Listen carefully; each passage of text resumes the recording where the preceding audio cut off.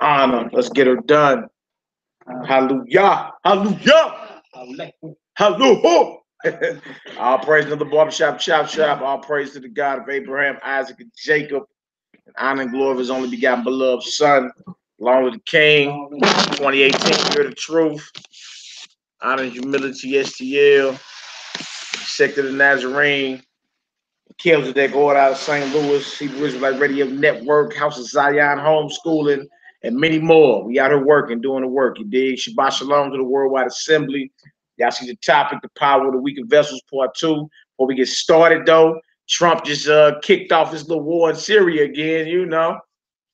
So very exciting times to be living in. We're going to start this off in Isaiah the 17th chapter about Damascus. A lot of y'all know about Paul's road to Damascus when he was converted.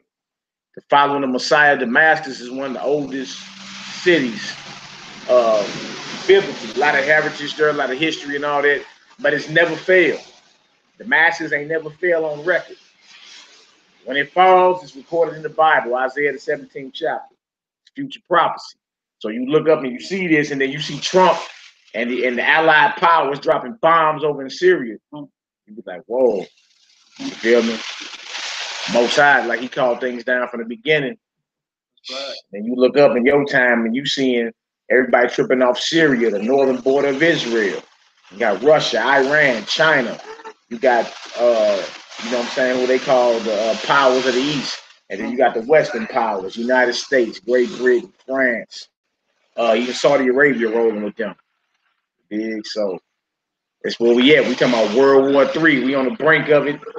Some beautiful times to be alive, baby. You dig? So, you know, for us, it's in the knowledge or in the wake. It's exciting. He's smiling. He be looking at us like we crazy. Like, why do y'all smile about these things? But it's just, you know what I'm saying? One day closer to, you know, what we waiting on. So it's all praise. But when you look at a certain situation like what's going on with Trump, you see the Syria thing. And you read this right here in Isaiah 17. Read that real quick out. This is about Damascus. Damascus, I believe is the capital of Syria. Damascus. I think so. It did. There's a prophecy in the Bible about Damascus falling and becoming a ruinous heap. And then to this day, that has never happened. You know what I'm saying? But it's on the brink of falling as we speak. Bombs getting dropped on Damascus, over in Syria, right now. Ooh-wee. You got to call spade a spade eventually. Isaiah chapter 17, verse 1. Isaiah 17 and 1. Hallelujah. Shabbat Shalom to the Worldwide Assembly. You're on the brink of World War III. Grab your popcorn. You feel me? Grab your beverage. Yeah, you got front row seats. You actually reading the script to the movie that you live in. You call the Bible the scripts. The scripts. You know, when they got to act out in the movie, they got to read the script. Become familiar with the script. Well, that's what you doing. You actually are reading the script to the movie that you are living. Oh, wait. Yeah, boo-boo. We ain't doing no thinking around here. That's it. I would say Isaiah 17 and verse 1. What does it say? The burden of Damascus. Behold, Damascus is taken away from being a city. That's wild because, again, this is Isaiah the prophet that lived 700 years before the Messiah was born. The Messiah was around 2,000 years ago. So this is 2,700 years ago. He's having a vision of Damascus at his time had never failed. Still ain't failed.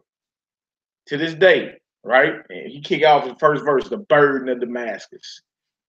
So he saw a vision of what we are witnessing today. Prophets of God, you know what I'm saying? Go ahead, D-Bro, what it say? And it shall be a ruinous heap. The city of Aurora are forsaken.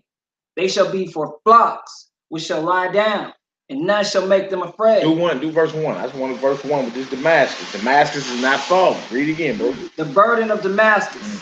Behold, Damascus is taken away from being a city, and it shall be a ruinous heap. A ruinous heap, meaning overthrown. By violence, ruins. A ruinous heap, pile on top of pile. Right now, this Damascus, it goes even deeper in Jeremiah. Jeremiah saw another prophecy about Damascus, which is the capital of Syria. Trump and them are bombing Syria right now. This is the first hour. It just kicked off. and launched over 50 Tomahawk cruise missiles into Syria. And like I said, where we at right now, and just some Tomahawk cruise missiles just got to dropping. Life as you know it is pretty much over. Like the rain, huh? Yeah. Get the rain, raining down like this rain out here. Yeah. But life as you know is pretty much over. If you can kind of imagine, like, dang, I'm just chilling, watching hot fire stick, you know what I'm saying? Watching Netflix, whatever I do, chilling, get my mind together, long day, food smell good, right? And over 50 Tomahawk missiles start dropping right outside your crib. Life as you know it is over. Your whole reality just changed in the blink of an eye, right? So it ain't like it can happen there and can't happen here. All right. Jeremiah 49, I believe it is, 23 through 27. Concerning Damascus, Hamath is confounded. See, we back on Damascus. It's the same thing. Right now, Jeremiah lived 100 years after Isaiah. So you got two men who never met each other, prophesying, having the same type of vision. All right, Jeremiah will go a little bit deeper into it. Go ahead, Al. And Arpad, for they have heard evil tidings. They are faint-hearted. There is sorrow on the sea. It cannot be quiet. And there's sorrow on the sea. They launching, they attacks from where? The sea. The Mediterranean Sea. Say it's sorrow on the sea. They done heard evil tidings.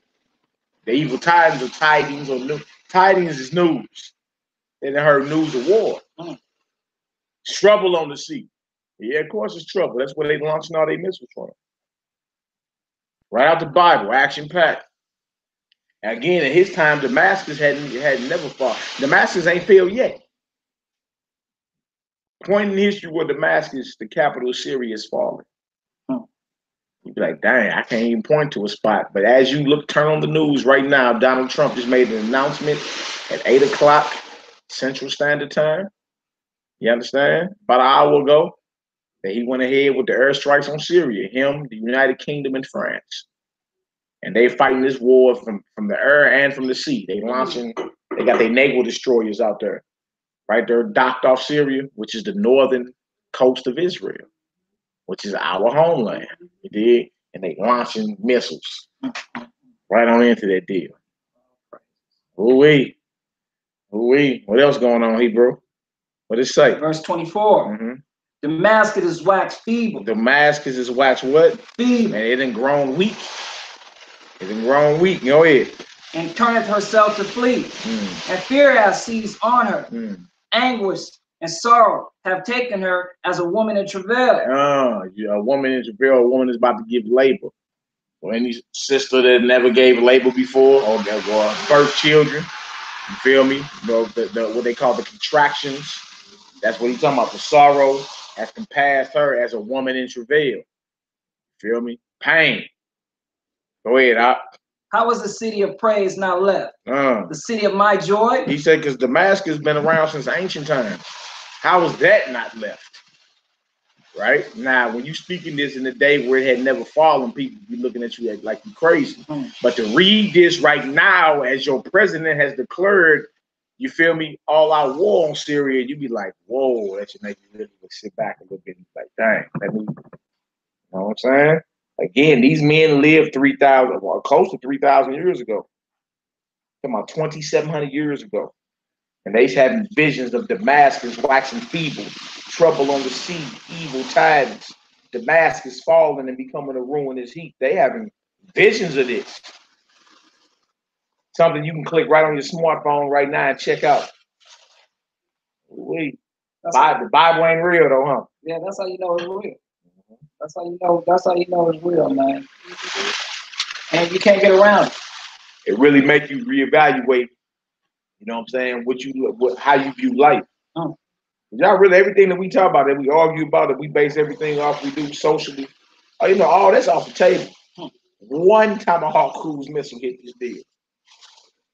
And don't believe St. Louis ain't on the map. We just talking about that earlier. Bowen is here. You know what I'm saying? Bowen, which used to be McDonnell Douglas.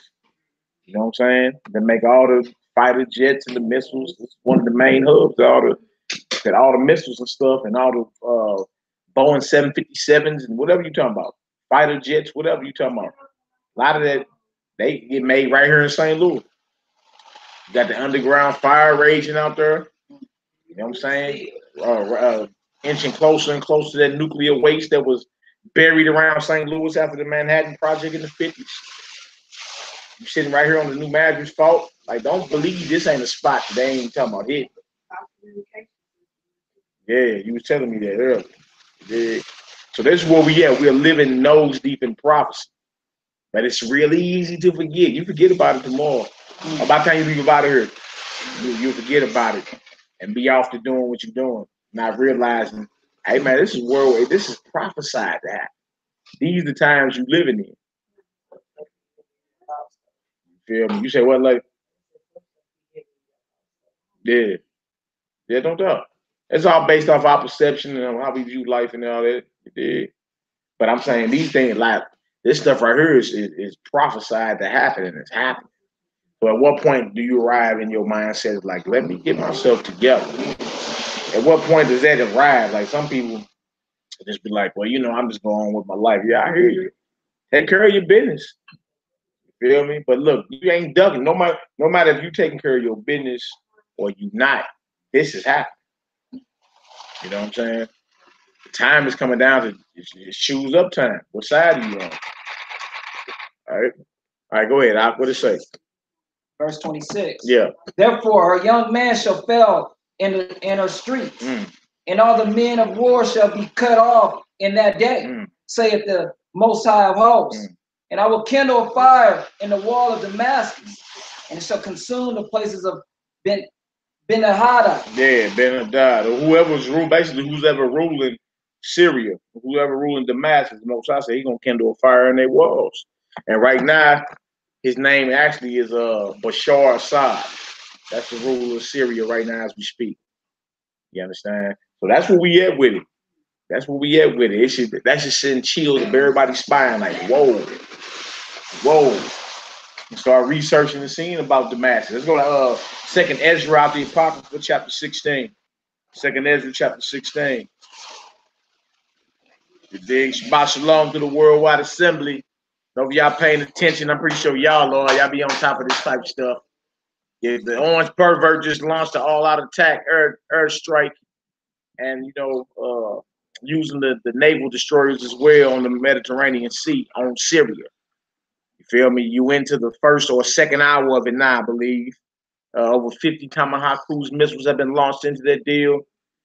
You feel me? And if you can just imagine the women and children that's affected by it, you understand? War is not a pretty sight. We got to spend our time now getting ourselves right. We're going to talk a little bit about Syria real quick. We did Isaiah 17, Jeremiah 49, 23 through 27. Now we're going to do 2nd Ezra 16, the 16th chapter. Start at verse 1 for me, y'all. We're going to read like 1 through. We're going to read on down. We're going to get her done. Get her done. So Shabbat Shalom to the worldwide family, worldwide assembly. Boy, you're living in them days.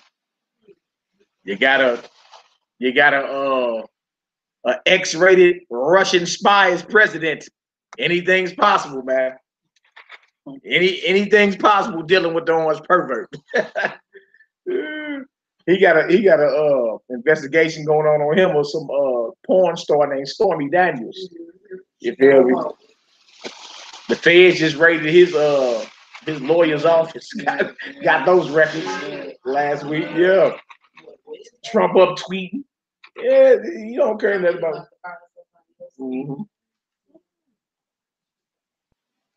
2nd Ezra 16th chapter. 2nd Ezra chapter. It's going down live in effect, baby. All praises. All praises. All praises, man. This is what we've been talking about for the longest. And it's coming to fruition. Feel me? Either you're going to get yourself right or you ain't. That's all it's coming down to. All right, start 2nd Ezra out the Apocrypha, chapter 16. Start around verse 1. What did it say? Woe be unto thee, Babylon and Asia. Babylon and Asia. Go ahead. Woe be unto thee, Egypt and Syria. There goes Syria again. What's up with Syria in these last hours? What's up with Syria? You'd be surprised how much history is in Syria, dealing with our people too. It's our northern border. It's our northern border. There's always been a lot of Hebrews living in Syria.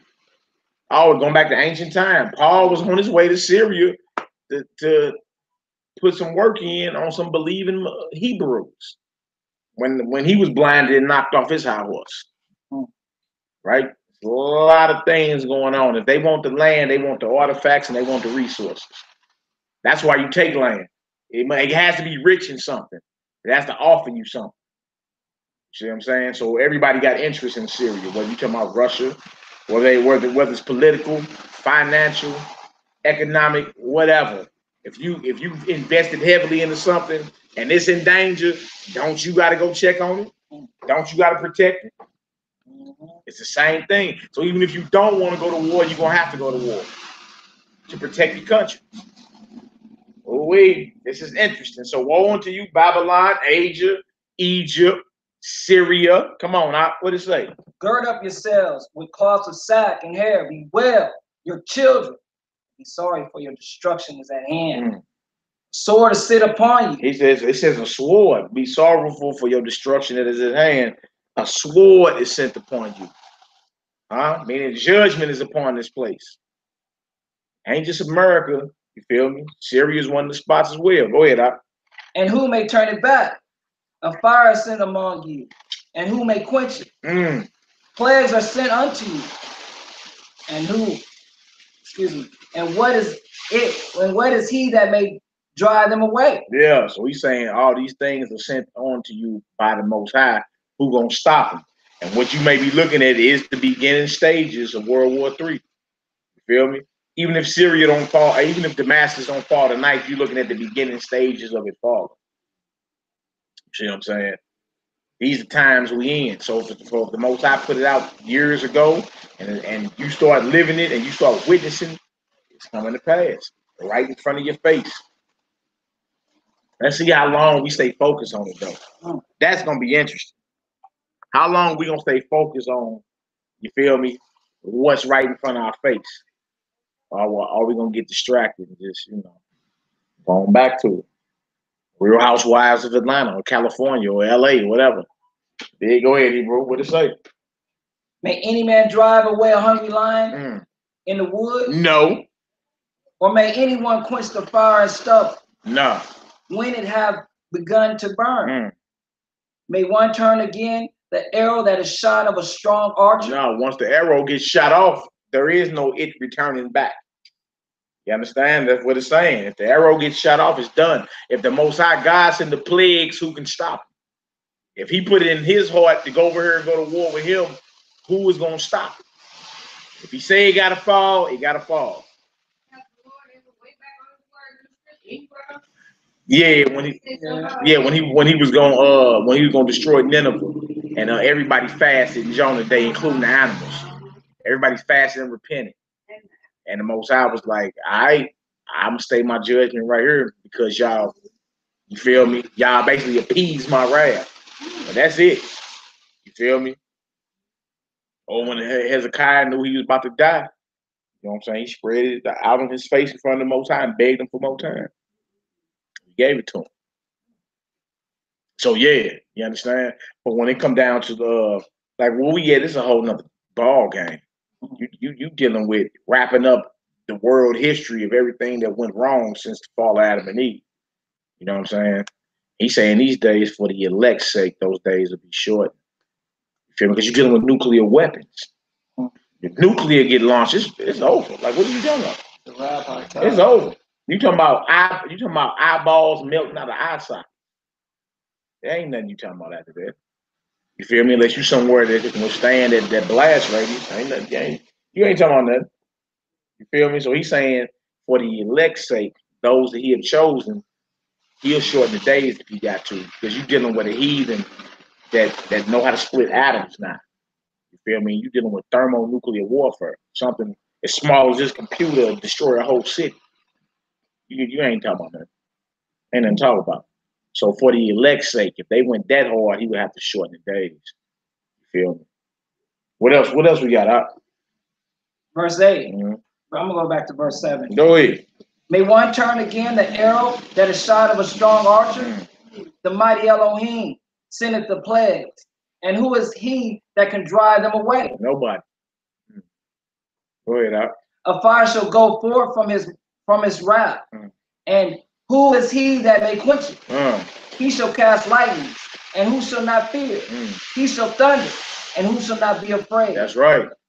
The Most High shall threaten, and who shall not be barely beaten to powder at his presence? That's like what? I'm beaten to who? Barely beaten to powder at his presence. Who shall utterly be beaten to powder? The Most High threaten. You understand? You'll be beaten to powder at his presence. Damn, that's him walking in. You feel me? Like you don't even know who you dealing with. Wow. Most High ain't playing no game. You talking about issuing threats? You talking about if I lightning, if I thunder, who ain't gonna be afraid? You understand? Can you drive away a hungry lion or a bear? Can you return the arrows of a mighty archer once it's shot? No, you can't. You understand? No, you can't withstand the rain when the Most High start handling. You know what I'm saying? When he handle up, it's over. If he threatened, who won't be utterly beaten to powder? Oof. Ooh, that's the Most High. Come on, what else to say? The earth quaketh in the foundations thereof. The sea arises up with waves from the deep, and the waves of it are troubled, and the fishes thereof also before the Lord, and before the glory of his power. For strong is his right hand that bendeth the bow. His arrows that he shooteth are sharp, and shall not miss. See, so it ain't none of that shooting 100 times and don't hit nobody. He says his arrows are sharp and he don't miss. If he shoot an arrow, if it's meant for you, it's meant for you. Most High don't miss. Expert, super precision. You know what I'm saying? You don't want to be on that side of that judgment. That should make everybody fear and be like, let me, you know what I'm saying, strive to be the best I can. Yes, actually. Yes, sir. You understand? Especially when we're seeing times like this, warfare. Look, you just got more time to get yourself together, take this walk more serious. Because Tomahawk Cruise, you ain't one of the ones checking out tonight by a Tomahawk Cruise missile. You know what I'm saying? When you read that and you see that's going on, you just got something should dawn in your mind and say, that could be me. You feel me? I could have walked out my place of employment and I could have been reserved for the judgment. Life as you know could be over. You feel me? And you hear the news, the evil tidings about this is going down. And you got another chance to get yourself right with the Most High, and you don't even take it. Because you know how we are. You figure if it don't affect you directly, you really don't care.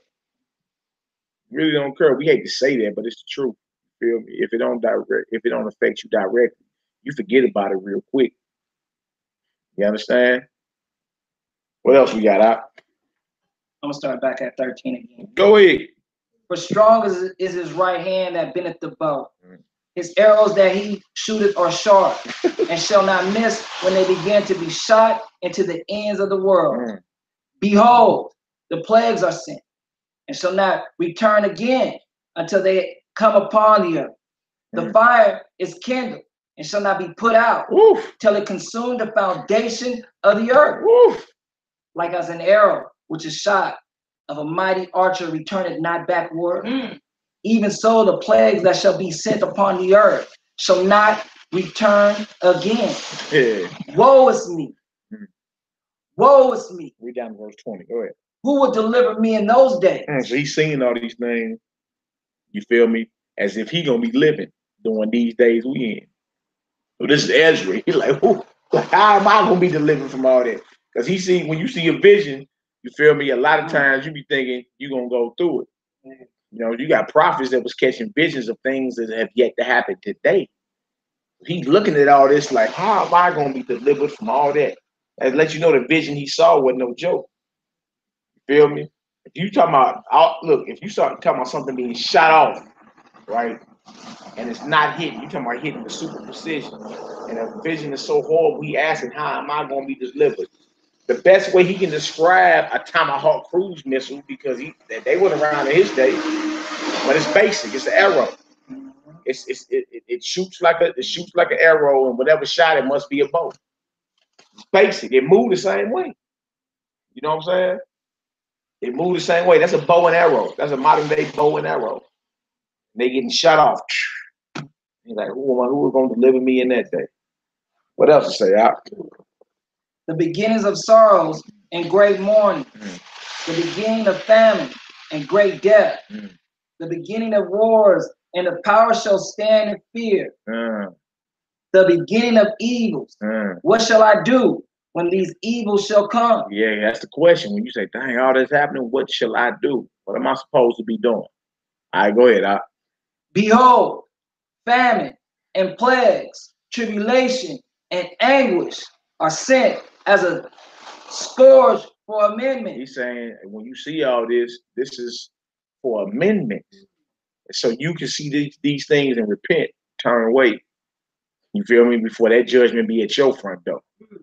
That's why, see, read that verse again. He said, all that is sent for amendment. Verse 19. Yeah. Behold, famine and plague, tribulation and anguish. You look at all that and say, dang, that's messed up. All that, you wouldn't volunteer to go through none of that. Famine and tribulation and anguish. You wouldn't volunteer to go through none of that, right? Go ahead, Al. Are sent as scourges for amendment. For amendment. For amendment. Feel me? For judgment on the other side, and for those that are alive and in the understanding, to hurry up and get themselves together. When you read it, when you hear about these things, and today you got live video, everybody I reported to, and you can see the bombs going off over there. Like they're going off outside. And you look at it for entertainment. Oh, look at that. You see that? You don't ever say, woo. Most I better repent and get myself together. That's at my front door. I got one more before we get into the honors in the week. What verse you want? Yeah, read that point for me. This is the thing right here. Yeah. But for all these things, they shall not turn from their wickedness, nor be always mindful of the scourge. You see that? But for all these things, you see all that?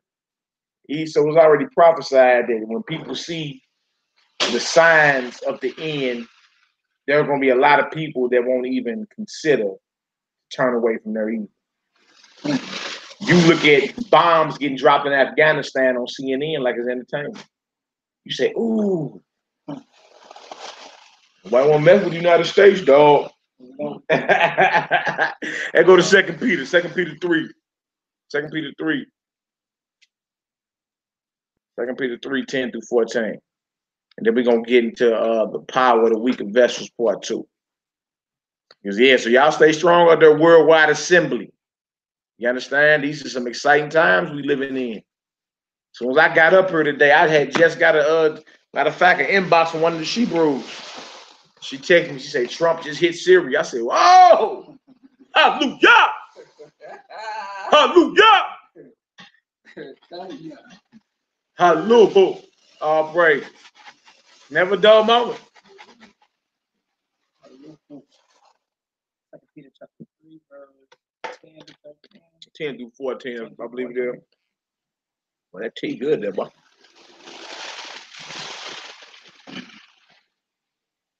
2 Peter chapter 3, verse 10. Yes, sir. But the day of the Lord will come as a thief in the night. The day of the Most High God will come as what? As a thief in the night. Because you're not looking for the thief. Once we get into Thessalonians, he gonna say, brothers, you know what I'm saying? This won't catch you as a thief, because you know the season. So the believers know the times they in.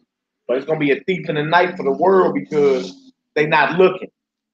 If you knew you was about to get robbed, if you knew the thief was coming, what would you do? You would stay up armed to make sure you don't get robbed. You know the Lord coming to handle his business, right? He only gonna pop up as a thief for those who are not watching, those who are not prepared. That's why it's gonna be a thief in the night, right? A trip off the day of the Lord. Go ahead. And all this is a prerequisite. Like the world ain't the earth or the power structure ain't gonna change tonight. But we right at the door of all this. Everything we reading about. Right? And it's like it gradually happens over the years. You just stick around and repent, get better and better, and come back around again. Damn. Feel me? Until it's finally fulfilled. These are beautiful times. All praise. Go ahead, Doc. in the which the heavens shall pass away with a great noise, and the elements shall melt with fervent heat. They say, so the heavens shall pass away with a great noise, right? And the elements shall melt with what? Fervent heat. That's a sonic boom! The heavens are going to pass away with a great noise. Not like my nephew over there whispering. We're talking about a great noise the heavens going to pass away with. And the elements, it's going to be so hot, the elements, your oxygen, everything they taught you in school, the periodic chart of elements and all that they taught you in school, none of that will survive. The elements are going to melt with fervent heat. Woo-wee! Boy, the war drums are beating. All praises. Come on. The earth also and the works that are therein shall burn up. The earth also and the works that are therein. You understand? Shall be burnt up. Yeah. What we out here arguing about, huh? Here we go. Come on. Seeing then that all these things shall be dissolved, what manner of person ought ye to be in all holy conversation and godliness? You know what he said, seeing these things will be dissolved, seeing the earth and the works that are therein shall be burnt up. He's saying, seeing that all these things shall be dissolved. Dissolved.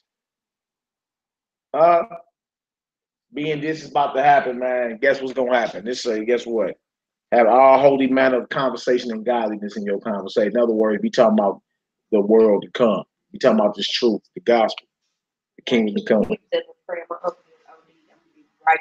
Oh yeah, may the Most High have mercy. May the Most High have mercy.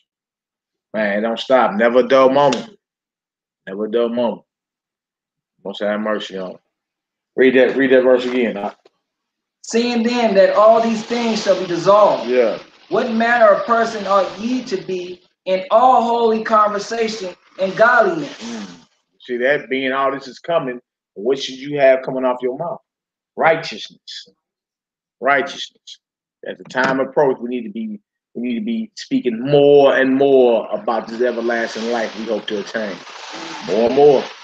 Because everything you know will be dissolved. That car, your cars you got, your dwelling place, everything that you put so much stock and interest in won't be. The earth and all the works therein shall be burnt up. The heavens are going to pass away with a great noise, and the elements are going to melt. But you can't even imagine how hot that is. The closest thing you got to that is nuclear. I mean, what else can you do? You know, you just right. Yeah. That's all you can do. You talking about when America dropped that bomb on Japan, knocked your socks off in Hiroshima. When they dropped that, that was free. Look, and that was hydrogen nuclear. It's thermo now. It's a million times more powerful. And that killed 350,000 people. You feel me? And that was hydrogen. That was so hot it was freezing folks' shadows. Oh, wow. It was freezing their shadow on the wall. You feel me? The closest that you can even imagine how hot that is nuclear fire. You know what I'm saying? And if you ask me, that can't even compare. Because you talking about supernatural fire, burning up elements and all that. You're talking about supernatural. You talking about fire that Elijah called down from the throne of the Heavenly Father out the heavens that licked up the water. You know what I'm saying? That's what you talking about. Shalom, y'all. Shabbat shalom. Shabbat shalom. Yeah, little joker. I got a sandwich for you. Hey, shalom, y'all. Got a knuckle sandwich for you, little joker. Yeah, little joker. What? All right, go ahead. Verse 12. 2 Peter chapter 3, verse 12. Looking forward and hasting unto the coming of the day of Yahweh, wherein the heavens being on fire shall be dissolved, and the elements shall melt with fervent heat. Nevertheless, we, according to his promise, look for new heaven and a new earth, wherein dwelleth righteousness. Yep, and then somebody just shouted out in the chat about the Euphrates River. Yes, how dry that deal is. That deal about dry. That's in Revelation 16 about the Euphrates River drying up. So at what point, eventually, you're going to have to call a spade a spade. You know, the Bible's it's a soothing read. It's soothing, you know. It was stolen from Egypt. Yeah, it's stolen from Egypt and the epics of Gilgamesh and the Horus and Osiris and Isis and Set and Geb. How long should you entertain foolishness? Ain't none of them guys letting you know where you at. Trump just launched an all-out airstrike on Syria 1 hour ago.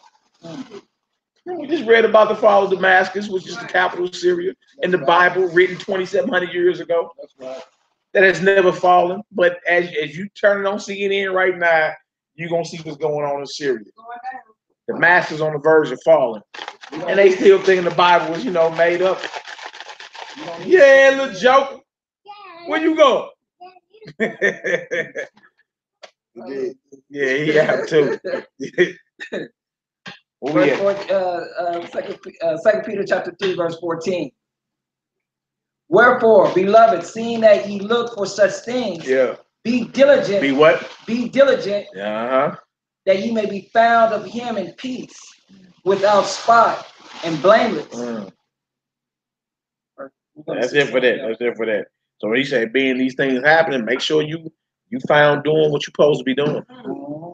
Ain't no excuse. And look, everything you argue about, all you gotta do is say this. Fire and brimstone. Fire and brimstone is coming. You ain't gonna be able to get it. You ain't gonna be able to get away from that. Who are you saying that? The works that are the works that are therein. Well, the devil's mad. Why are you driving that man's car like that? The devil's mad today. But man, look, Trump just launched an all-out airstrike on Syria. The earth and the works that are therein shall be burnt up. You dig? Fire and brimstone is coming. Hey man, spend our time arguing about madness if you want. You dig? All right, so look, you done with that? Yes, sir. I need Thessalonians. Give me Thessalonians real quick. You know what I'm saying? So again, Shabbat Shalom to the worldwide family and the assembly. All praises. Thank the Most High for another opportunity to throw down this holy word, because you could have been one of the ones that Tomahawk cruise missile. That could have hit outside your door. You'd been right at the judgment. He just launched over 50 Tomahawk cruise missiles into Syria last hour. Think about the children and shit. Short as nephew that just walked about here, just short as him. Just came home from school today, playing around, just dig, and then life, as you know, ends. Let me tell you, it'll be hitting us for 30 minutes. Yeah, life as you know it just ends. But it doesn't happen to you, so you really don't trip off of it. You feel me? That's how people are. When it don't affect you directly, you can care less. 1 Thessalonians 5. 1 Thessalonians 5, we're gonna read 1 through 7. Yeah, First Thessalonians 5, 1 through 7. Going into this, it's deep in prophecy. Everybody ain't got too much longer to keep playing, Pretty soon they're gonna be like, man, them Hebrews been saying, they told us all this for so long. I used to hate them Hebrews. They call us false prophets, dusty. Broke. Like that. Dusty. Now I know you hate, because I ain't never dusty. Unless you done caught me coming from work. I know you lied. I ain't never, if I ain't on my way out the field, I ain't never dusty. You got me messed up. We might be broke. Yeah, dusty. Girl, that was a low blow. They dusty, girl. Dang.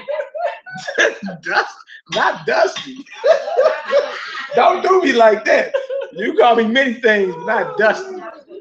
Please don't call me dusty. Yeah, I'm telling you. But them dusty brews, wait, when all this stuff kick off? Yeah. It's kicking off tonight. Yeah. We've been told everybody about the World War III and how we on the brink. They be like, yeah, y'all, whatever. Hebrews. You just think you know everything. You think you holy. And then look, when they make it funny, they do this like here. They always do the little 2 fingers up, like look. You think you just. Yeah, I hear you. I hear you talking. They would call in a minute. They'll be calling. Or like heart fall out your chest, you turn on. You just finished mocking the brood. Told you, man, you know the world's coming to an end, man. Get yourself together. Oh, they've been talking about that forever. You're like, yeah, I'll tell you, man. You know Trump on about to launch a war, kick off something in Syria, and they talk about Damascus in the Bible, how Damascus is gonna be a ruinous heat. Damascus ain't never failed according to world history. You feel me? And then you turn it on your whatever news source it is as you're on your way down here. Breaking news. Breaking news. Donald Trump, United Kingdom and France just launched an all-out airstrike on Syria. 50 Tomahawk cruise missiles just got launched into Syria last hour. See, you ain't gonna be able to play forever. Be like, yeah, that Bible. I hear you. Everybody think we reading the comic book. Everything in this book is coming to pass. Yeah.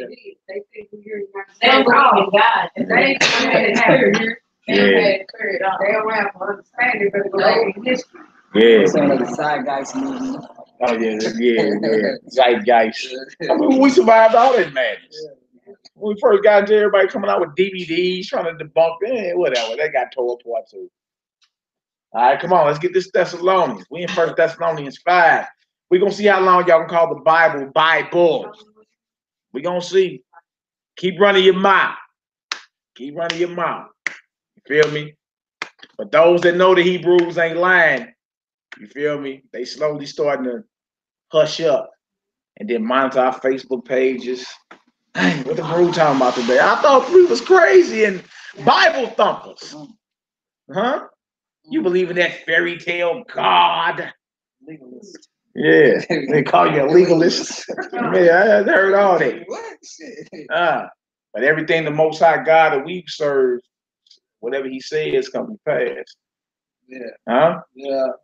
That should make everybody fear.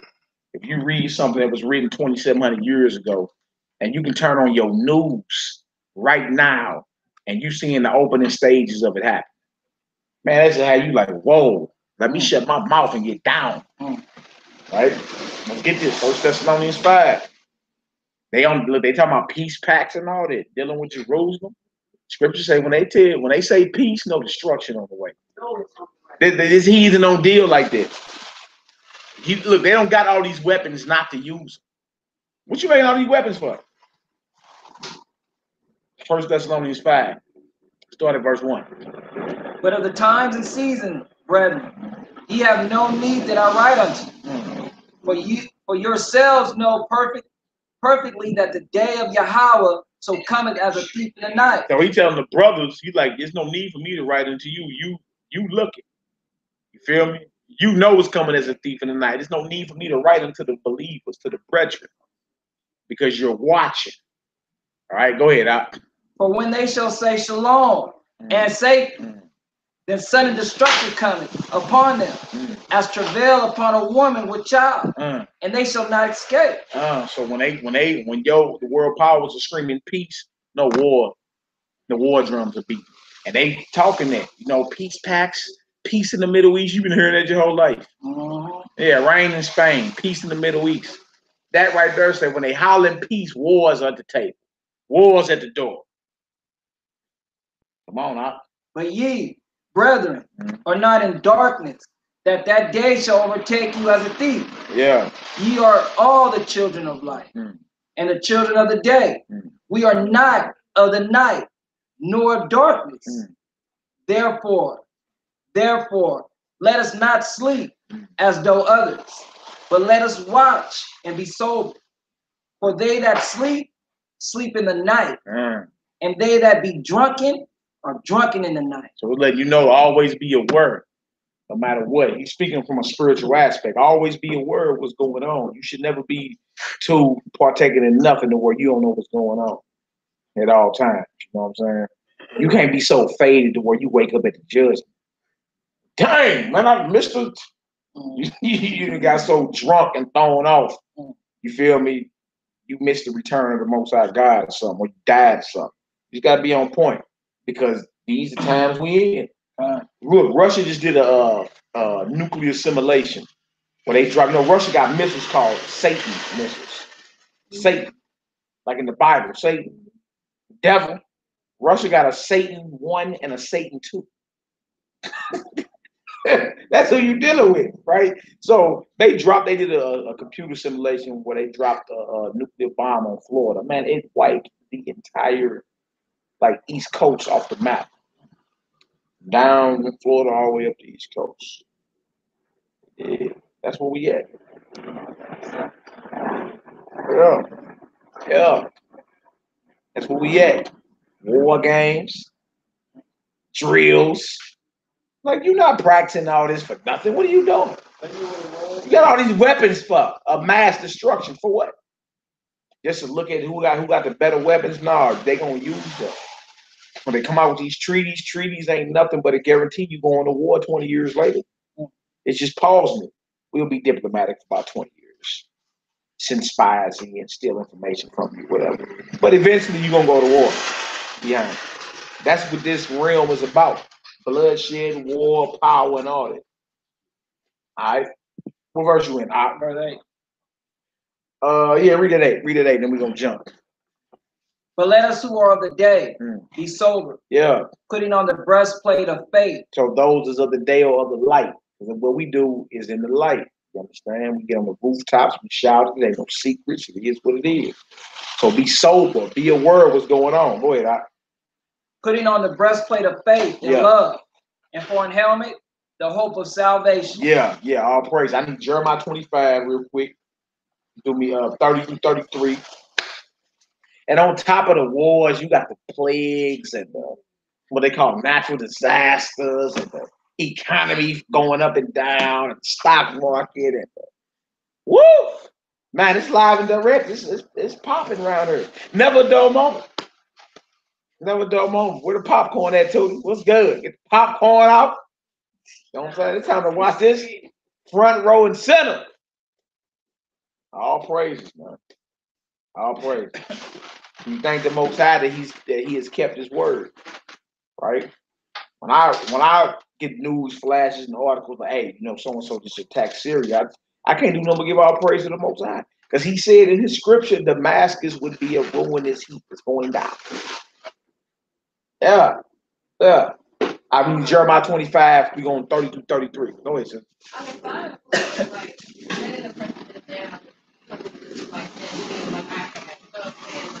I've been doing this now, and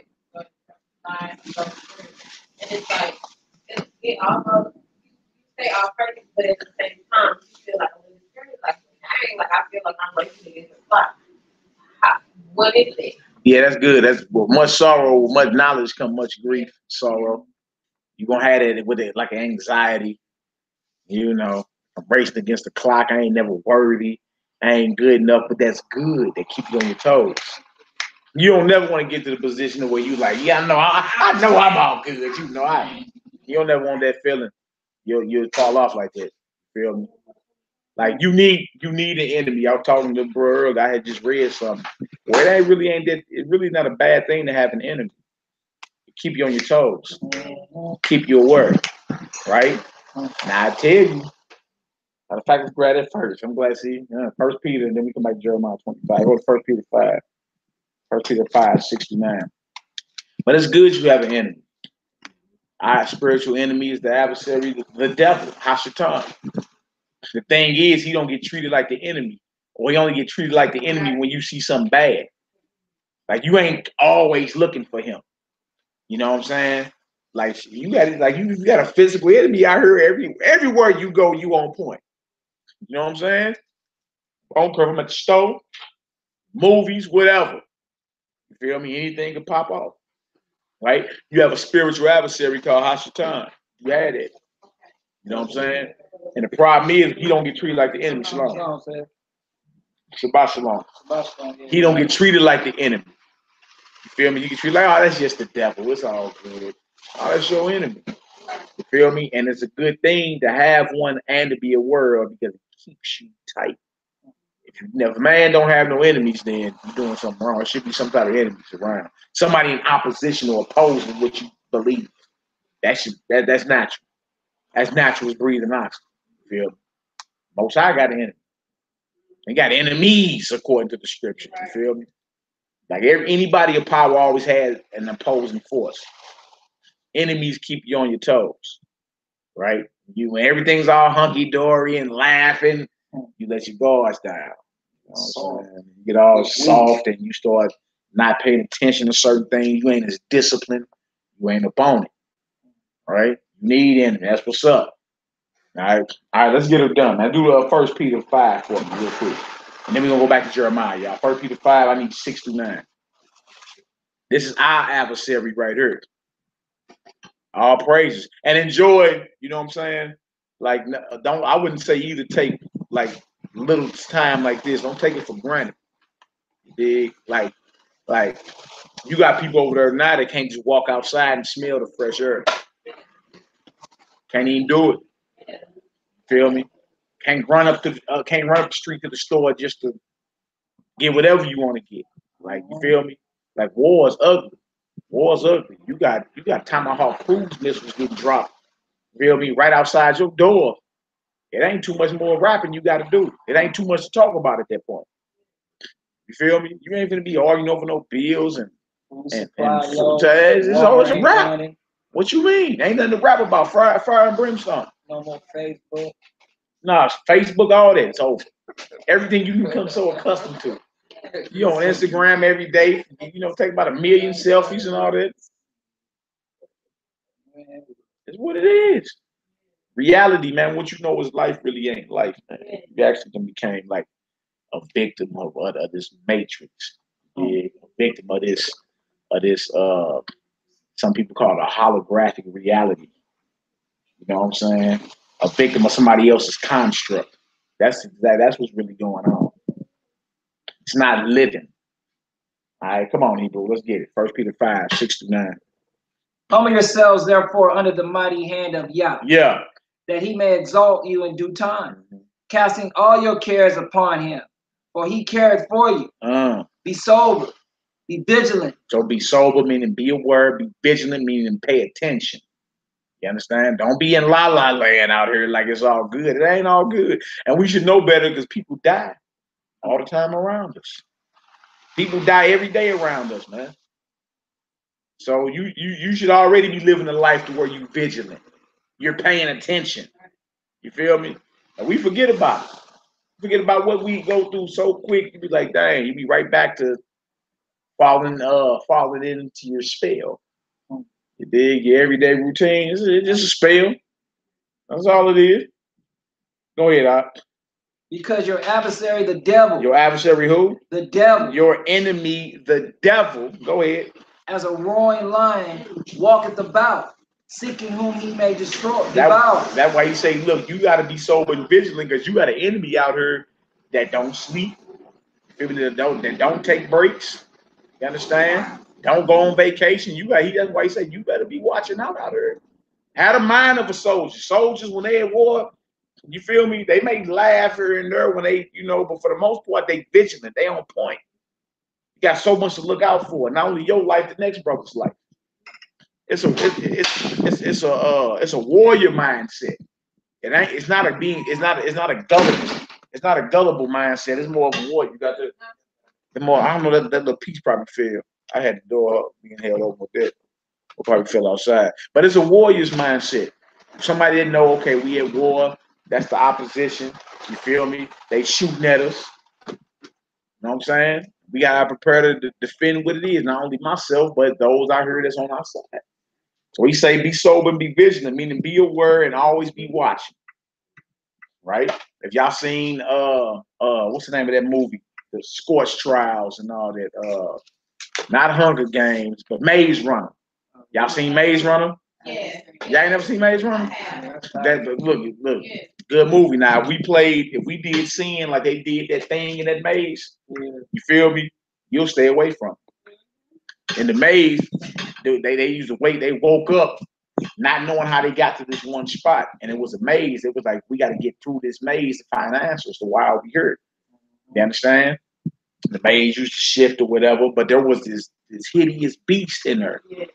to where, you feel me, if you ain't know what you was doing when you saw this beast, you either better fight that beast or you better get to running. One or the other. You feel me? And they all had to come together, you understand, and go in there together. They knew when we see this thing, ain't no funnies going on around here. Ain't no funnies.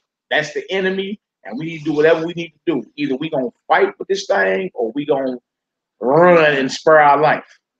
You understand? But if they didn't treat the adversary like it was a friend that they ain't seen in a long time. We do the devil like that though. We play around with the devil. But if we did the devil like they did that thing in that maze, you'll wage a successful war against them. If you did sin like that, like, man, sin is my enemy on the spot, it's on and crack. You understand? We don't do that. Like, we still play around. We still play around. So it's telling you opposite in the Bible. Be vigilant, be looking, be sober, be aware. Your adversary, the devil, he looking to devour something. So you got an enemy out here that's constantly looking to kill you. You in La La Land though. Huh? Doing your little stories on Instagram, you know, babies twerking. There's all type of madness going on. As if you're not at war. Like, I asked a soldier if he digging trenches and he at war, you feel me? Is he playing around? Niggas ain't playing. Like they gotta lay in the bush for 3 months. They're not playing around and because they know they at war and there's an enemy trying to kill them. Well, it's the same thing with you spiritually. Feel me? And that spiritual war gets physical at times. Like the enemy is just like the Matrix. Sis said she ain't seen the Matrix yet. But when them agents jumped on somebody that was not unplugged, they instantly became possessed. Yeah, I ain't never seen the Matrix.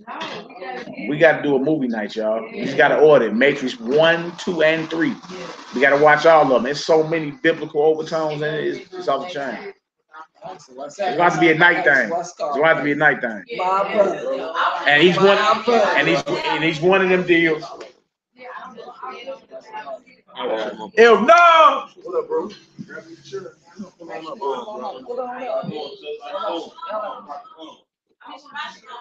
There's only one good.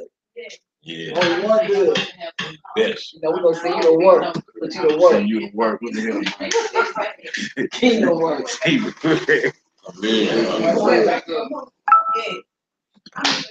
We had our second. But yeah, so a Matrix situation, and watch all 3 of them. You talking about a good 6 to 8 hours. All 3 of them. Each movie over 2 hours. Yeah, you ain't gonna want to stop watching it though. You feel me? And the whole thing got so many biblical. It's crazy. It's crazy. But anyway, dealing with that, anytime an agent wanted to jump into somebody that was not unplugged, they did it at will. And in other words, they was getting possessed.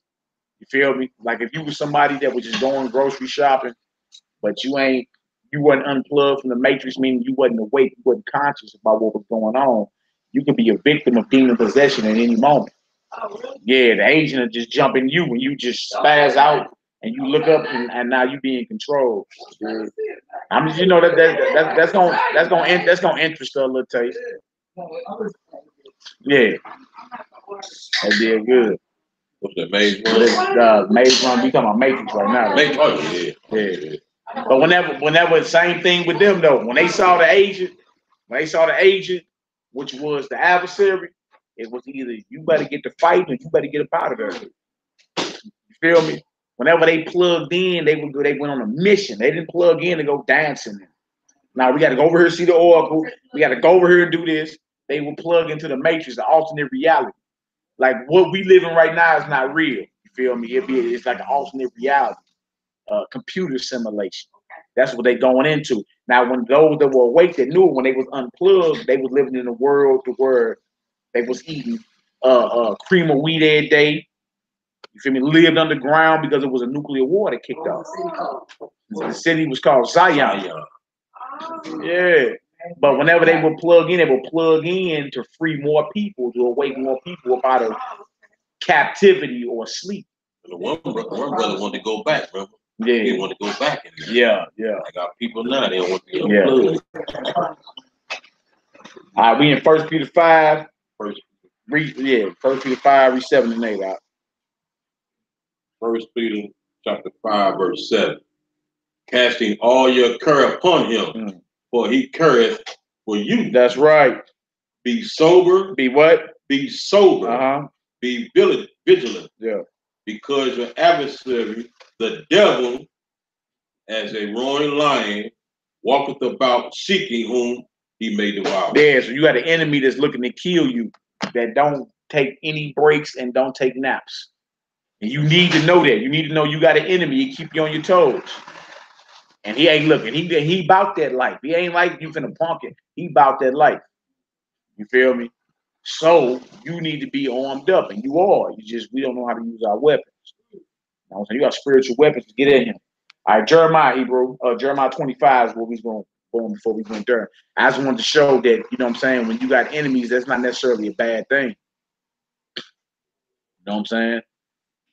You know you got somebody that's opposing you, then you understand it, to keep you on your toes. You won't be in la-la land playing around. Look, everybody around you like, look, you finna go out here. Look, hey, watch out.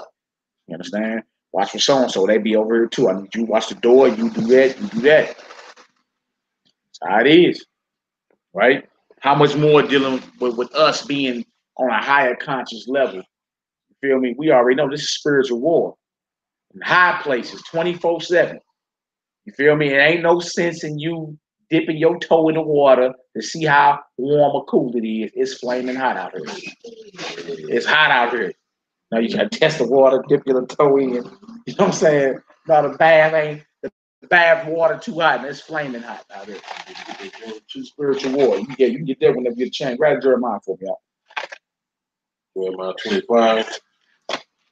30 through 33. Trump just called an airstrike on Syria, man. All praise. Yahoo. All praise. Damascus should be a ruin his heat. You feel me? You heard it first in the Bible. If anybody else gonna tell you, we gonna tell you. You feel me? If the Lord say it's gonna fall, it's going to fall when you're done talking. It ain't gonna make it it won't make it to see the next world. Put it that way. It shall be a ruin his heap. It's going down. Can't vote out of this. Nah. Go ahead, out. Jeremiah 25, verse 30. Therefore, prophesy thou against them all these words, and say unto them, the Most High shall roar from on high. The Most High shall roar from where? On high. Hallelujah. Come on. And utter his voice from his holy habitation. He shall mightily roar upon his habitation. Yeah, Most High ain't soft. He's not a chump, man. Feel me? He know how to get that attention. You feel me? And then when you hear them thunders, why everybody get in the fetal position? When you hear thunder, you naturally like backs get the curling up, knees get the coming up. Yeah, you get in the fetal position when you hear that power. Woo! Yeah, come on. What it say? Yeah. He shall give a shout. Woo! No, he's going to whisper. He shall give a shout. What they say over there, Monique? A shout, huh?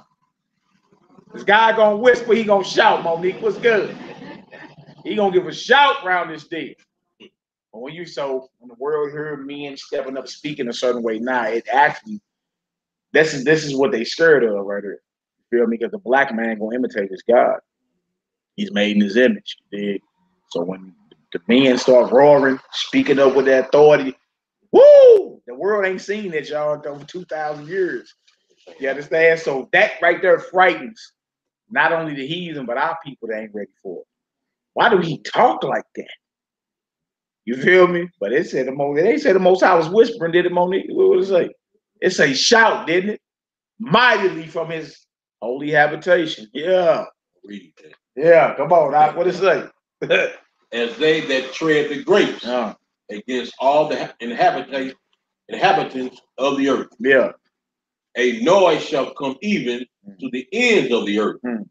For the Most High have a controversy with the nation. Most High, what does controversy mean? Monique, come on with it. What does controversy mean? Like if I got controversy with you, like Monique, I got controversy with you. What am I saying? I got beef with you. I got a problem with you. You see that? So we're saying the Most High got beef with the nations. He got controversy. He angry. The all-loving, soothing God, just, butterflies and buttercups. And do you have some parquet? You have some Grey Poupon? That's how you expect the Most High God to get down, you dig? But it said he got a controversy with the nations. That means he got, like my little sister just said, beef. He got beef with the nations. Dang, Most High don't sound weak, do it. What else to say? Hold on. Go ahead, too. Go ahead.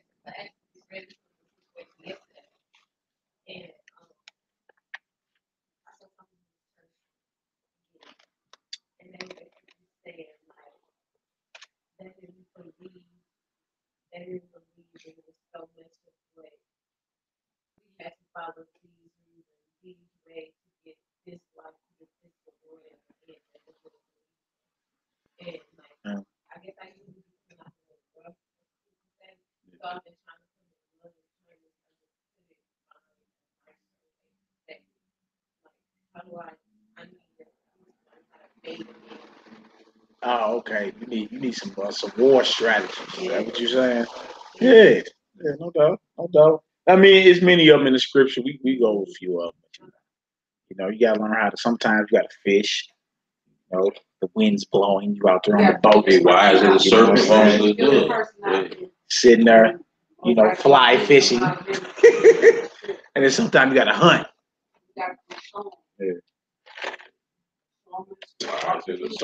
Yeah, like how you come at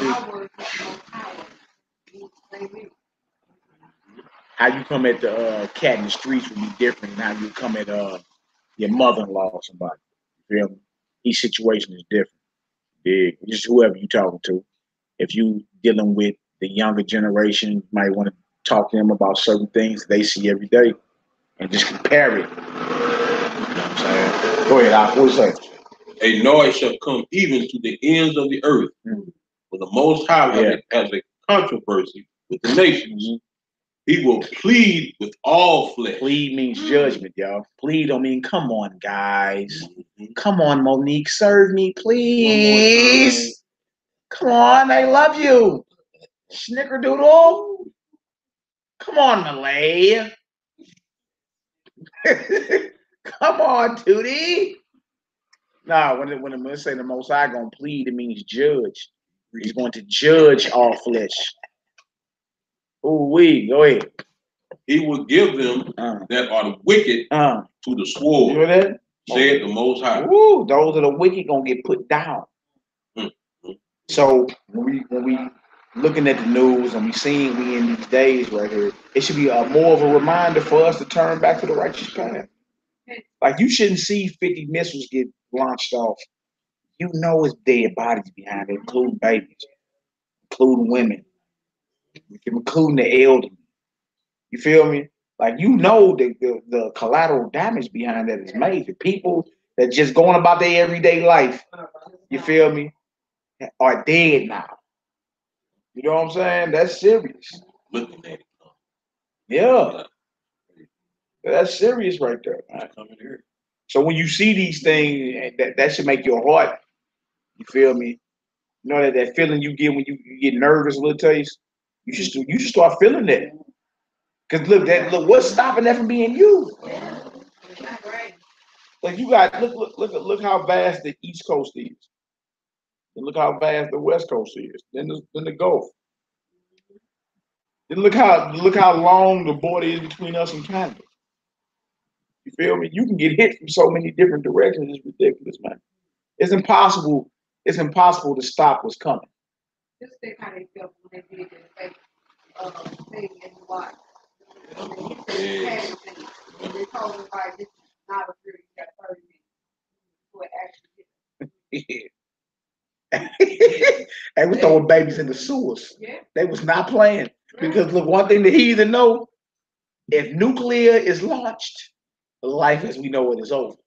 That's one thing they know, boy. He's got there. Oh, stiff backing. Boy, I got me a laugh out of all that. I ain't gonna lie to y'all. I was like, what? Look at that heat. Yeah. Yeah, opening manhole covers. Yeah. You see people just running in the streets, just crying and going, yeah, yeah. And then 30 minutes later, they say, "Oh, y'all, my bad, wrong button." Oh. And y'all, that was 2-3 months ago. That was on CNN. It just went all out on CNN. Yeah, This is alert. It was on the Sabbath too. Yeah, sure. You had text me. I'm like, boy. I stood up at the crib like, oh, nuclear war and kicked off around this. Hey, life as you know it is over. If that get launched, that's thermonuclear. Y'all ain't nothing else. We just read where the elements gonna melt with fervent heat, and the heavens gonna pass away with a great. Ain't nothing you can do about that. All your studying, all your studying you've been doing, trying to advance in life. All the, the backstabbing and the gossiping and all the wickedness. Man, do y'all, when that gets launched, all you can say is, all praise to the Most High God. Hallelujah. Hallelujah. Ain't no running from that. Where you running to? Man, them heathens. Yeah. They were straight running. They were crying and you just see people running all down the street. It's over. Running down the street. Yeah. All your 401ks and your they were opening up suicide party babies down the street. Oh wow. Yeah. Yeah, that's about the safest. That's about the safest place you gonna get. You talking about nuclear war? You better get underground. That's why you act like I don't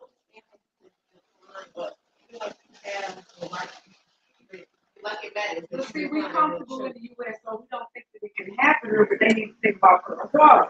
Yeah. They need to think about it. You can't be touched. 911. What happened? The towers coming down. Exactly. You feel me? Yeah. America can't act like they ain't been touched before, man. That one thing that where you at cannot look. This place can be touched. You know what I'm saying? And according to biblical prophecy, it will be. Mm-hmm.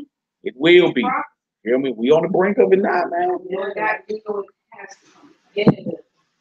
But any nation that knows that if it touches America in that type of way, it's like how we be feeling like on the streets.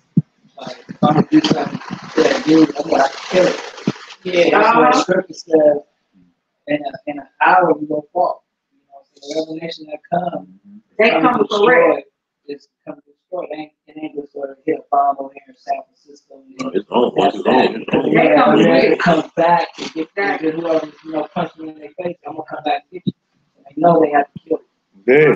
That's why when the United States is going to other countries and they take down the dictator, they take their sons and all of that. They're like, you ain't gonna rise up 20 years later and come against us, so we just killing them all. Yeah. Gotta take them out because it's warfare. All the kids out. They just take you out. They take the whole thing. Yeah, like they did with old Saddam Hussein. Yeah, What's the man in Libya? What's his name? Muammar Gaddafi. Yeah, they tore his sons up. Yeah. Everybody playing no games. It's war. Yeah. It's war. But the Most High was telling them when you go get kill everybody, kids, dogs, everything. Even the cat. Come on, Monique. You gonna kill the cat? All right, what verse you in? 32. 32. We're reading the 33. Go ahead. Thus say the Most High of hosts, behold, evil shall go forth from nation to nation, and a great whirlwind shall be raised up from the coast of the earth, and the slain of the Most High shall be at the day from one end of the earth even unto the other end. Hear that? The slain of the Most High that day is going to be from one end of the earth to the other end. You talking about world war? You talking about nuclear fallout? You understand? It say the slain of the Most High God going to be from one end of the earth to the other. There ain't nothing breathing or that ever breathed that got a bigger body count than the God that created heaven and earth. Because he done wiped out existence before and just started over. You know what I'm saying? Just a few. It's saying that that day, from one end of the earth to the other, that thing fell. You might as well from one end of the earth to the other. slain. That's serious. Come on, now, let's get it. They shall not be lamented, neither gathered, nor buried. They shall be dung upon the ground. So they're not even gonna be buried. That's gonna be a major body count. That's gonna be a major body count, man. You feel me? And then when they family get a chance, read that Revelation 16, the Euphrates River too, y'all. Dried up. That's another sign in the scripture about the end. Like Euphrates River gonna be dried up. That sucker about dry. Everybody still thinking the Bible was a comic book or just a soothing read, Malay. Just soothing. You know what I'm saying? Or now that we believe this thing, it's cute you reading the Bible now. It's just cute. You know what I'm saying? Boy, I've been saved 50 years. I hear you. But then when you start seeing prophecies come to pass, you be the main one talking about you praying to God to stop.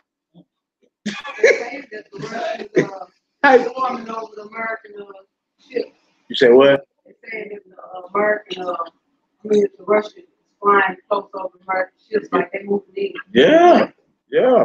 Now Russia got to make a move. Along with Iran, you got to make a move. Because look, this one thing you can't be if you're dealing with war. You can't be made to look soft. Okay. You dig? Now it's crazy because look, Russia messed around and got Donald Trump. Look, this FBI investigation with Robert Mueller. And they talking about, Trump ain't paid taxes in over 20 years. And he took Russian money for his campaign. You mess around be dealing with a Russian agent in the White House right now as we speak. You feel me? And they made him do that. You feel me? But you mess around be dealing with that. Yeah, look, they've been showing you through all the little shows. The Americans. It was good old, just everyday average white folk living in suburbia, right? Talk like they was Americans. They was Russians the whole time. They were spies. Remember the movie with Angelina Jolie, Salt? Remember that movie? She was a Russian spy. That's one of my movies there. Yeah, get that movie. You start seeing that what America had with Russia was called a Cold War. Not a regular war, but they had a Cold War. So they had spies coming through, stealing information. That information, an information war, and it's still going on. You dig? But you gather all your intel before you bomb on somebody. Where they stay at, schedule, what's going on. Feel me? So for the past 40 years, they've been having a Cold War with each other. It's Russian, you know what I'm saying? And then you got double agents involved. You know what I'm saying? Yeah. So that dude Snowden, yeah. So he over there, he got diplomatic. They want him. America want him. You get that Zachariah 14. Now, come on with it. Let's do it. Where we going next? Zachariah? You get Zachariah 14, 12. All right, we're going to Zachariah 14 and 12 next, y'all. You might as well read it down. Like, 16, something like that. Now, before you go, we're going to Zechariah 14 next. Zechariah 14. And just so we understand where we at, the mindset to be in, you start realizing, like, look, I don't got time to give my spirit and energy over to anything that ain't being productive. I just don't have time for it. You dig? This is the age that we in right here. Like, if it ain't pushing forward to me and my loved ones bettering ourselves, then I think we're going to care about it. People won't get mad at you over there, though, because you're not taking interest in their vanity. But when we talk about nuclear fallout, we talking about, like, tomorrow morning you can wake up and it just be all out World War III tomorrow. Yeah, man, that's reality right now. So anything you arguing about really need to be, you know what I'm saying, pushed off the table and swept down a drain somewhere. Because none of it's going to hold up. You know what I'm saying? What they arguing about in Syria right now? They want the bombing to stop. You know what I'm saying? What you argue about? What I argue about? You know what I'm saying? Now it's time to get your ducks in order. Yeah. Right. Yeah, you got to get it. You feel me? Once you realize that you living in a time like there has never been in the record or the annals of world history, you're like, whoa, this is the most dangerous times ever. And look, St. Louis was just voted the 13th most dangerous spot in the world. As small as it is. Now, I ain't talking about the United States. The 13th most dangerous, the 13th most dangerous city in the world, y'all. Y'all understand what I'm saying? Very small. It will take you over 30 minutes to get from one end to the Yeah. other. Not even that long. Yeah, this is a small city. Imagine how small it is and the crime. Yeah. You feel me? And we just move around like it ain't nothing. Yeah. We forget about it real quick. Hey, everybody thinking Ferguson was the hood. This is Ferguson. They be like, ooh, you drove through Ferguson? Yeah. Yeah, walk through it, drive through it. That's not even a city. No, Ferguson, no. Ferguson is not. Ferguson is not the hood. No. Yeah.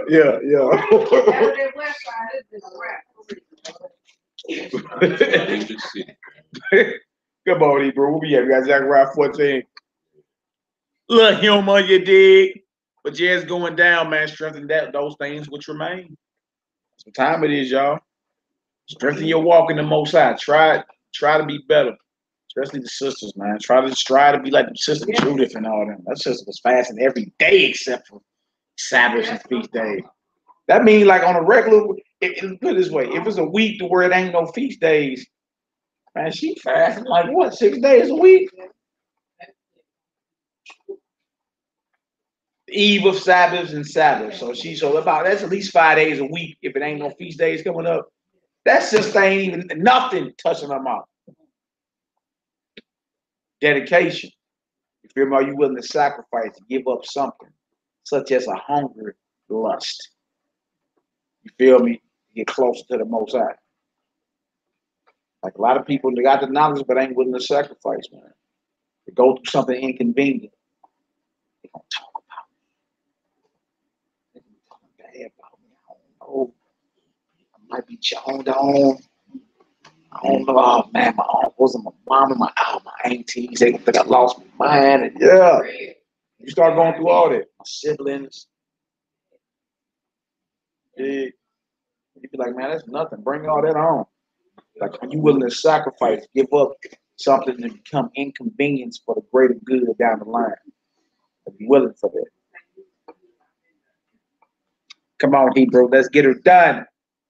You got the book of Zechariah, chapter 14, verse 12. Yeah. And this shall be the plague wherewith the Lord will smite all the people that have fought against Jerusalem. Yeah, now remember, Jerusalem is a people before it's even a place. Like, we are the sons and daughters of Jerusalem. We're going to show that too in Isaiah. Go ahead, Hebrew. Their flesh shall consume away while they stand upon their feet. Ooh, you see that? Like, look, again, y'all remember Terminator and all that, the movie Terminator? Yeah, you seeing eyeballs melt out of eye sockets, flesh melting off folk because of nuclear war, nuclear bombs. All right, go ahead. I want to say this had to be a prophecy because they didn't have no weapons like that back then. So. Not to make your flesh melt off you. No.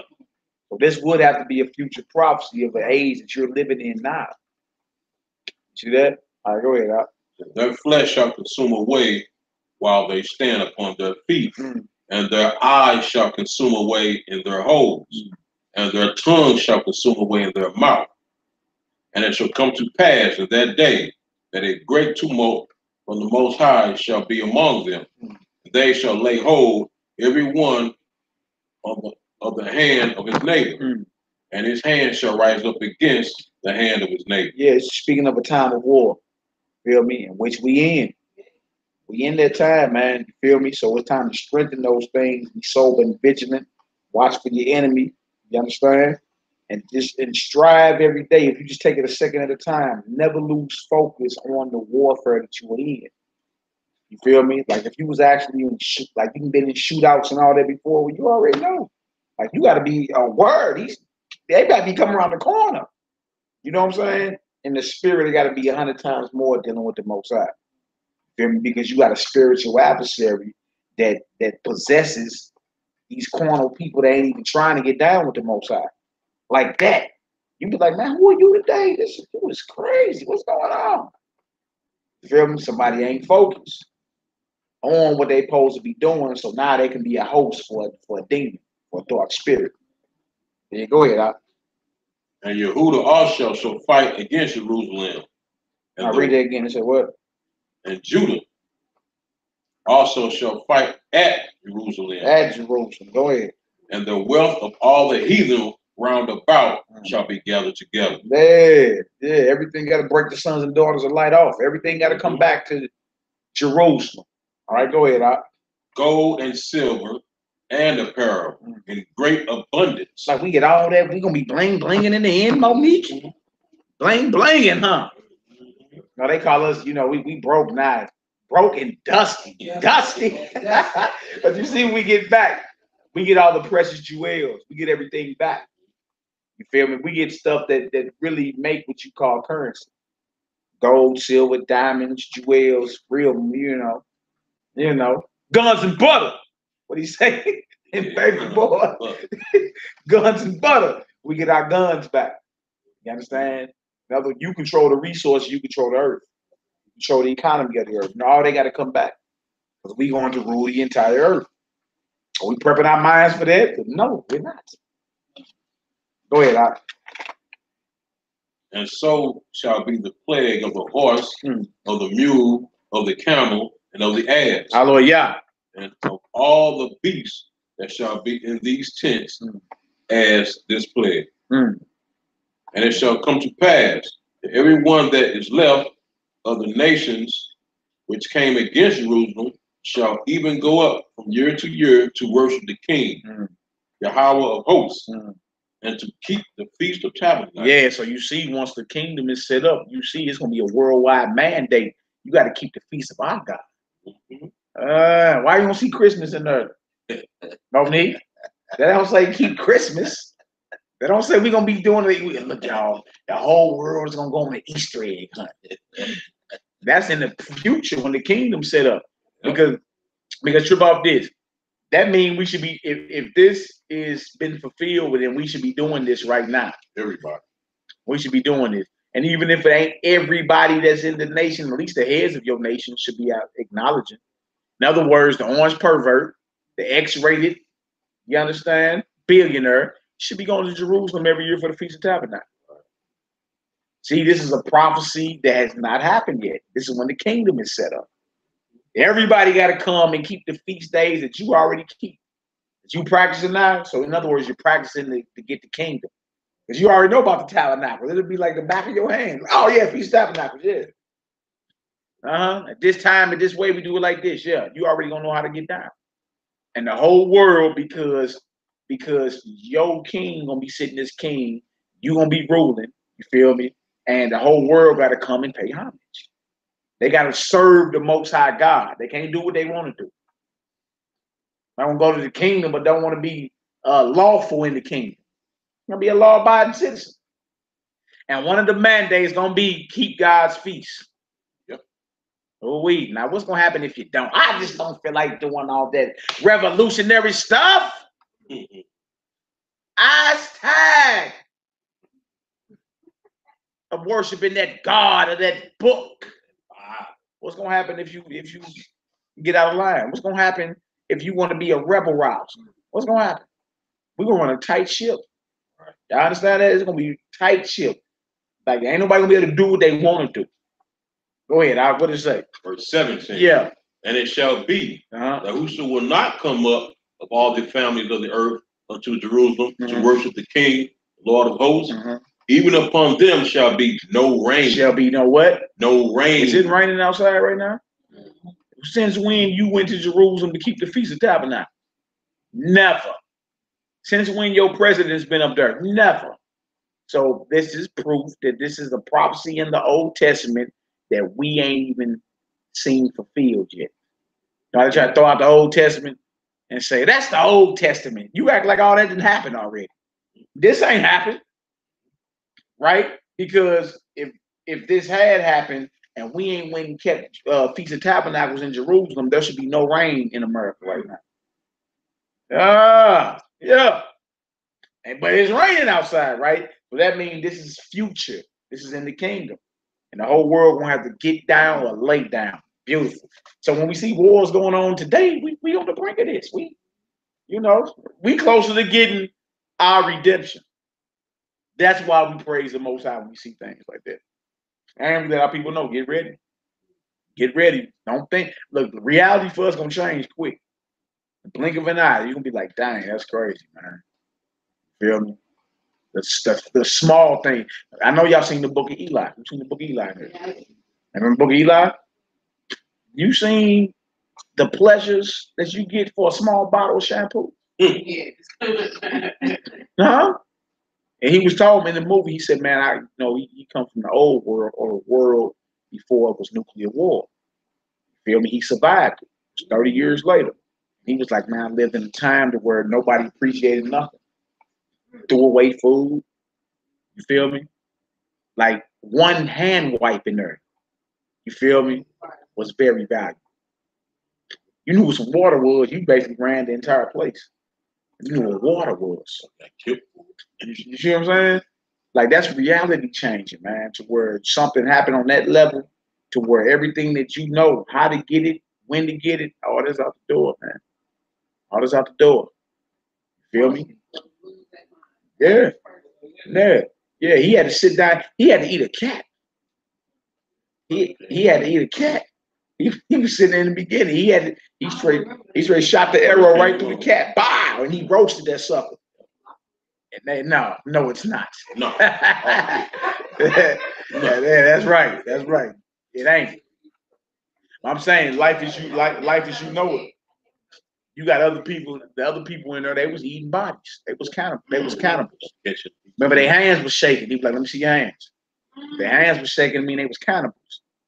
The old couple. That's what the old couple. It was the old couple. He was like, how they got all this meat? Yeah, They was like, you ain't see all them graves when we coming up in here? It's time to get up out of here. It's time to go. Yeah. Movie deep, man. They did. The followers. Yeah. Come on, Knock. What else you say? 18. Reality as you know it will be changed very soon. And it's only gonna be your faith and belief that get you through it. You understand? Everybody making fun of you now, but not for long. You know what I'm saying? The Most High gonna laugh. They tell you he gonna get the last laugh. When you hear that laugh now, cry later, they get out the Bible, y'all. That's in the Bible. Most High gonna have the last laugh. And the time coming where say he gonna be joning. You know the most guy gonna be joning, Monique? You know how to Joan, don't you? You know me? Man, please. Well, I was raised around some boys that had you going to depression. These niggas Joan, like major Joan. You know what I'm saying? If you ain't had no tough skin, ooh, wait, boy, it'd have been over. But look, yeah, you be depressed. You had to have thick skin. Boy, I had some bros, boy, that straight gunned you, like on sight. You be like, dang. Then, but the Most High God gonna mock him that day. He gonna laugh when what you call is going through hell or whatever. When that sort of happened, he gonna laugh because there was times when you was mocking his people, mocking his servants, mocking his word. You feel me? And then when calamity hit, everybody holler for the Lord when calamity hit. The hardest cat gets shot, he say, "Oh Lord God." Huh? When there's a 5 mile wide tornado outside, even the racist clans gonna say, "Oh Lord Jesus." Atheists too, yeah. There ain't no nigga jokes. There ain't no nigga jokes in them hours. 5 mile wide tornadoes. No, everything gets wet in the fetal position. Knees come to chest, chin and all that go toward the chest. Yeah. Yeah. Same thing. Yeah. These are hours you in. All right, come on, now let's get it. Verse 18. Yeah. And if the family of Egypt go not up and come not that have no rain, that shall be the plague wherewith the Lord will smite the heathen that come not up to keep the Feast of Tabernacles. Yeah, you decide you want to do your own thing, you're going to be plagued too. Most High God ain't playing. That's going to be a worldwide mandate. All praises though, man. You know what I'm saying? No rain, you die. Yeah. No water, no life. Boy, if you ain't got no running water, it's over. Like what's going on in Flint. If you don't got no running water, especially our sisters, it's over. It's a wrap. No running water. That's no life. Think about everything everything you do involve water, some way, shape, form, and fashion. You ain't got no water. Can you imagine the smell? I need my bath. Yeah. Yeah. You feel me? But I done trip off that. Something as small as thanking the Most High for being able to take a bath. Because what's happening in Syria right now? How many people can't take baths? Showers. How much water has been contaminated because of all this? Think about the crops. You feel me? You talking about a straight takeover. And then sis just said, Russia said they on the way airborne. U.S. out there with their naval destroyers in the sea. What we say, boy, trouble on the sea in Jeremiah 49 dealing with Damascus. Trouble on the sea because they launching them missiles from them submarines right there in the sea. Now Russia on the way to defend their interests because they got political, financial, economic, all type of interests in Syria. Like if you own property there, you like, I gotta go check on my property. You feel me? Yeah, got to. It's yours. Yeah, he making them. What the Most High doing? He putting hooks in their jaws. We don't go there. Ezekiel 38, you can change. But he putting hooks in their jaws. He dragging them toward that valley over there, where the final war gonna take place at. Yeah, y'all heard of Armageddon before? Yeah, that's in the Bible. That's in the Bible. And the Most High is making it happen.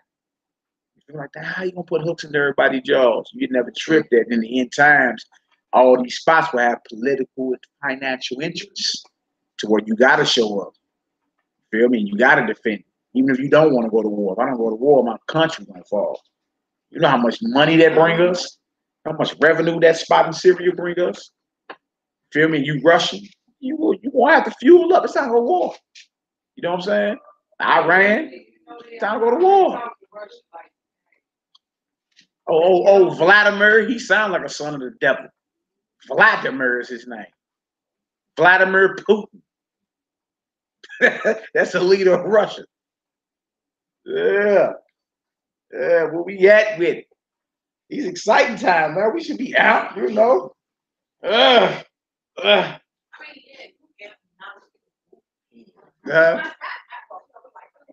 I'm saying. Hey, but look, we got the base. But look, you got the basics. What's needed to get into the kingdom? You should be happy too. You feel me? Yeah. Yeah. Yeah. By the skin of your teeth.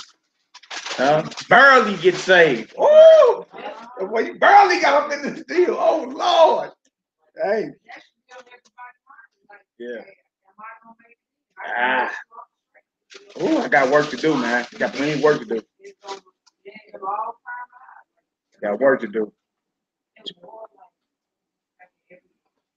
We got water to do. We got work to do. Feel me? We ain't came this far to miss the mark. Like he told Ezra, he's like, look, man, don't number yourself amongst the scorn. Don't even worry about those that's gonna die. They gonna get it. Feel me? Won't you concern yourself with the righteous? Feel me? If we endure to the end, we got a promise. Don't fall off. That's your job. Your name is in the book of life. Don't get it blotted out. Yeah. You feel me? You're already there. If you believe, you're there. Just don't get it blotted out. Revelation 3 and 5. Blot you right on there. Who is you? Asking you a question he already knows. What you got for me? No, you owe somebody. Yeah. Ooh. Feel me? A lot of our people don't be going to serve the Most High, go that hard. They feel it's embarrassing. Somebody gonna joan on. Hey man, look, so what about somebody's feelings? Now we just roll hallelujah. We just roll hallelujah at the cops. Matter of fact, the Ferguson cops on the way here. What that heathen was looking at me and y'all and I like, what the hell? We was on what about y'all crib? Where the windows was down, you know, feeling good, we driving. I said, hallelujah. I'm like, what? Hallelujah! Hallelujah! He was looking like, what? What is it? Whatever he's saying, I don't want no part of. But we just finished just, hey, praising the Most High right in front of this heat. Loud. Looking right at him. You feel me? And I ain't talking about like you right here in this lane, he right there, but a car up. Like he was directly beside us. He was directly beside us too, boy. Hey. Yeah. We said that boy's neck look, he snapped, looked over. Bro over there laughing. I said it again. Hallelujah! Like what you gonna give me a ticket for praising God? Like what you know what I'm saying? He looking like whatever he's saying, I don't want no parts of that. He kept it moving. He kept it moving. You feel me? And then you know when certain people see them, you say what? Yeah, yeah. You know how certain people they see the police and then they don't want to drive past them. You be in the next lane, you want to drive past it, like, dang, drive past them. You may get behind and give me a ticket. Man, hey, boy, we ain't fearing nothing around here. It's all good. We in them times. What are we scared? What are we scared about? What are we afraid of? You understand? We in them times, man, that was prophesied to happen. The prophets would trade places with you. Even though we live in the most wicked times ever, we live in the times that the prophets actually saw and they visions. You feel me? Man, they'll trade places with you if they could. Like I saw it, but you lived that? You lived in the time of transhumanism? Yeah, transgenders as well. Huh? Men laying with animals and tailpipes. One heathen got intimate with his car on YouTube. I'm like, oh my God, man, what's going on around here? Yeah, we in these times. Right? Get your popcorn out. All praise. Let's get it, bro. Where we at? What you got? What you got cracking over there? 38, verse 1. Yeah. 1 through what? 4, 6, whatever it is. Scared that heathen. Boy, he was like, oh my God. Yeah, they don't want you to be bold in the Most High, boy. Feel me? You bold in the Most High, you ain't scared to die. They be like, that nigga, bro, he's a problem. Yeah. Start around verse 1. Ezekiel 38. About the Most High putting hooks in the jaws of these nations and dragging them over there. You feel me? It ain't just them nations. That's why it's called a world war. You got almost all the nations on the planet involved in this. Ezekiel 38. Okay. Yeah. Have your business, bro. You got it. Ezekiel 38 is where we going next, family. Ezekiel 38 is where we going next.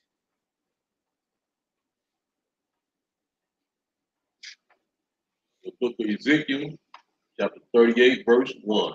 And the word of the Most High came unto me, saying, Son of man, set thy face against God, the land of Magog, the chief prince of Meshach and Tubal, and prophesy against them. Read that definition of Gog and Magog when you get a chance. Bro, coming out the Zondervan Bible Dictionary. Gog, Magog, chief prince of Meshach. Like all these nations still got biblical names as well. You know what I'm saying? Right. You believe in the Bible, all these people are today. Who are today? Exactly. Right. No matter if you change your name and you feel me, Ashkenazi. Like the truth about that, you claim you were son of Jacob, but then you're claiming Japheth. Somebody lying. Like, somebody lying. Come on, Genesis 10. Somebody lying. Yeah. Magog, son of Japheth. Genesis 10 and 2, Chronicles 1 and 5. Land of God, various identifications. Scythians, Lydians, Tartars of Russia. Jews symbolically. What about Russia? Tartars of Russia. Russia.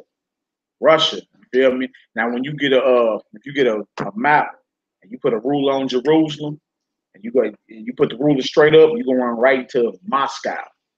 You go all the way up. Feel me? Out of the north.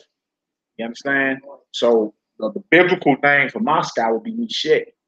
You You know what I'm saying? So you reading about this in the Bible under its biblical name, like what's going on today. Like you just said, Russia on the way to Syria with air support because the United States, France, and Great Britain are in the Mediterranean Sea shooting missiles into Syria. But on Syria's side, you got Russia, Iran, China. Russia's on the way. Feel me? That's about to be a problem. They in the air, they in the sea. It's about to be some problem. It about to be some dead bodies over there.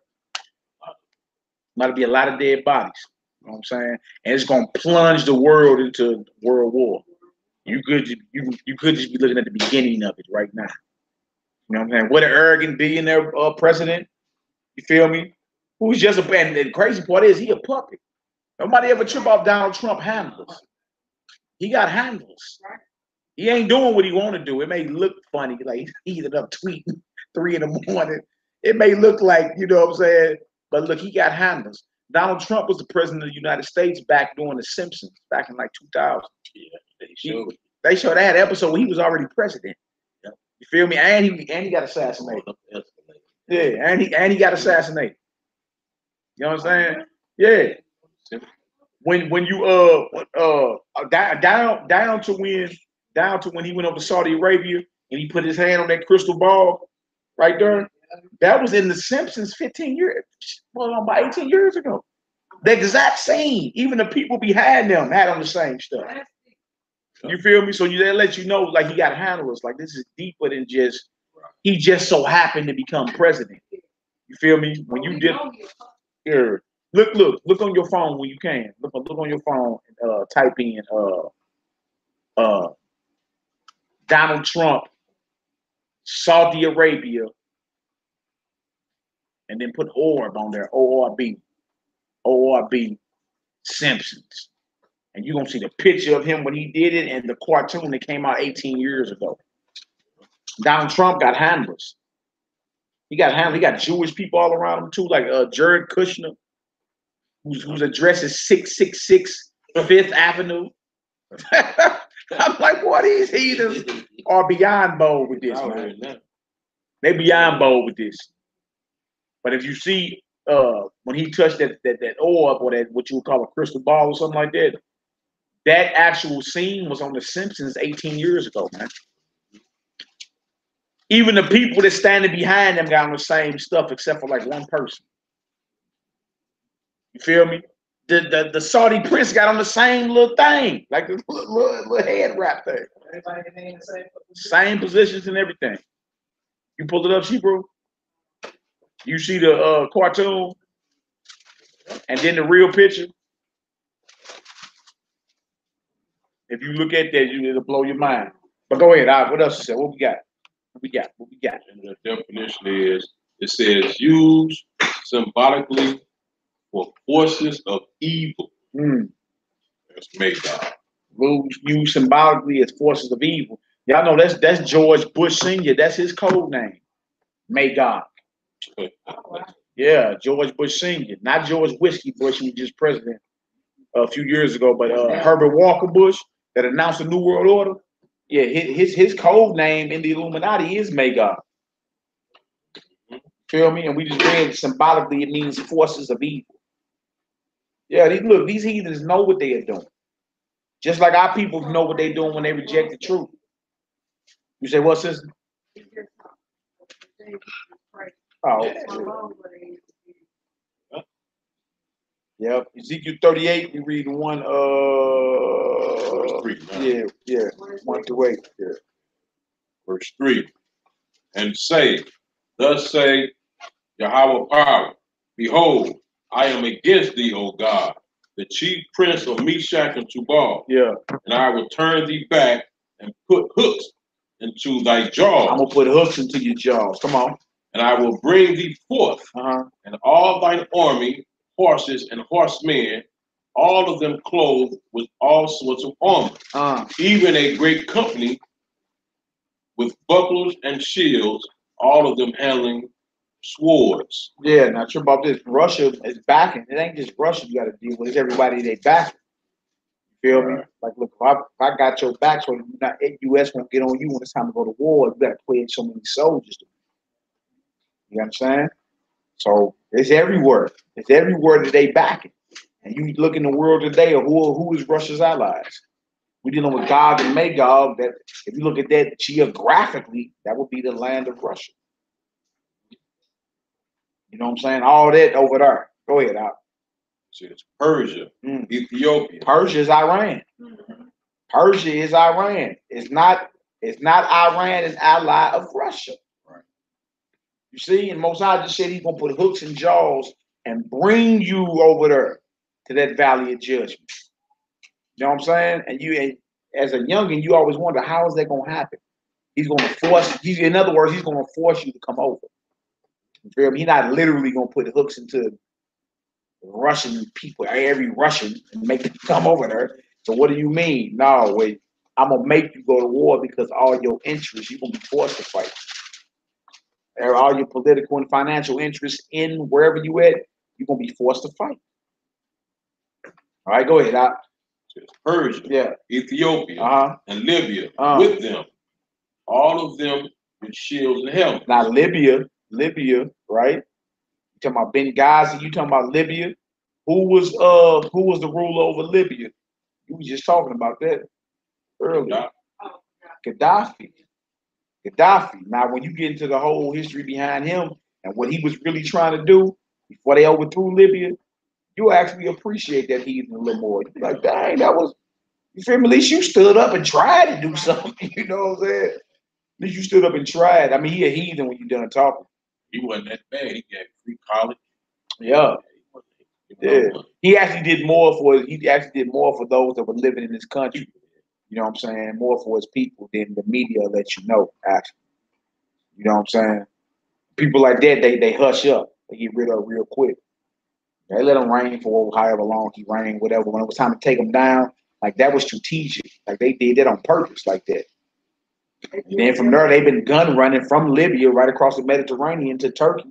That was that whole Hillary Clinton scandal. With all those deleted emails. They like, what the hell? What you mean you got over 30,000 deleted emails? What you really been doing? Remember that senator got killed over there right after Gaddafi? Yeah. That senator got killed over there. If y'all watch the movie 13 Hour, that Benghazi attack. You feel me? Yeah. They let them. And they trying to say there wasn't a terrorist attack. They just saying a Muslim group that was mad about YouTube post. Yeah. They trying to do it like that, but that was a hit. Yeah. I mean, those is on a level, understand? Yeah. Because Libya is strategic for the Mediterranean. You know what I'm saying? You control the waters and you control the ports, you got power. Because how is you getting goods up in there? So if I control the ports, then you know what I'm saying, you gotta holler at me by any type of tax I put on whatever. Yeah, so they control that that's North Africa, Libya. You control that major port, and from there you can be gun running over the Mediterranean. You stop over in Cyprus, you know what I'm saying? Lead her, go over to Turkey. You know what I'm saying? Get you some allies, do all type of stuff. Secretly fund ISIS.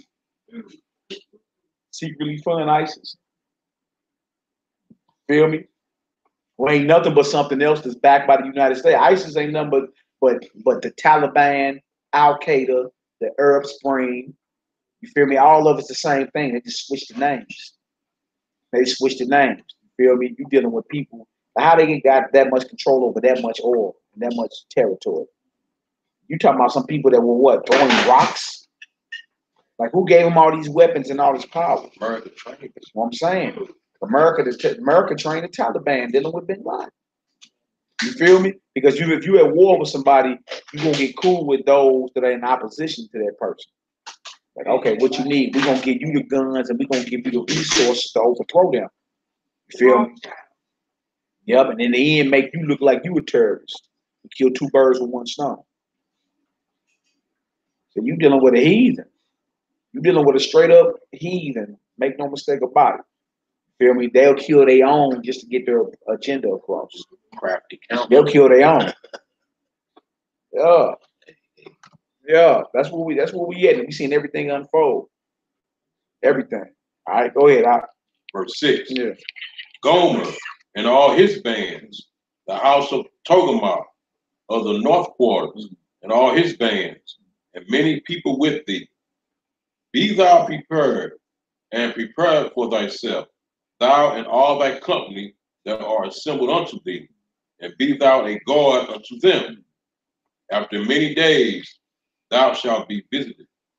In the latter years thou shalt come into the land that is brought back from the sword, and is gathered out of many people, against the mountains of Israel, which have been always waste. But it is brought forth out of the nations. They shall dwell safely, all of them. In the end game, we get our land and we're going to dwell safe. That's what it's going into. But before that, war must take place. So when these things happen, man, we rejoice. We thank the Most High. You know what I'm saying? And strive to get better daily. You understand? Where we may be found worthy to enter into that which is promised to us, man. You see these things, you're supposed to be apt and you're supposed to be self-checking. I need Zephaniah 1 to get a chance. But yeah, you're supposed to always be self-checking. You're supposed to be apt too, because the prophecies are coming to pass. Feel me? Ain't gonna be too many more tight-lipped jokes. They be talking crazy about you for a little minute. You feel me? But once everything at that front door, all bets off. You feel me? And people gonna be coming to y'all from all over, asking questions, trying to get some understanding. You know what I'm saying? Like, we take for granted that we can get on these little devices right here and just call our people. You have to be in touch, like, spiritually. You know how you call folks sometimes and they be like, I just was thinking about you. Like, that's real. That's what they call telepathy or something like that. When you speaking without speaking, we're gonna have to tune in. We're gonna have to get on them type levels.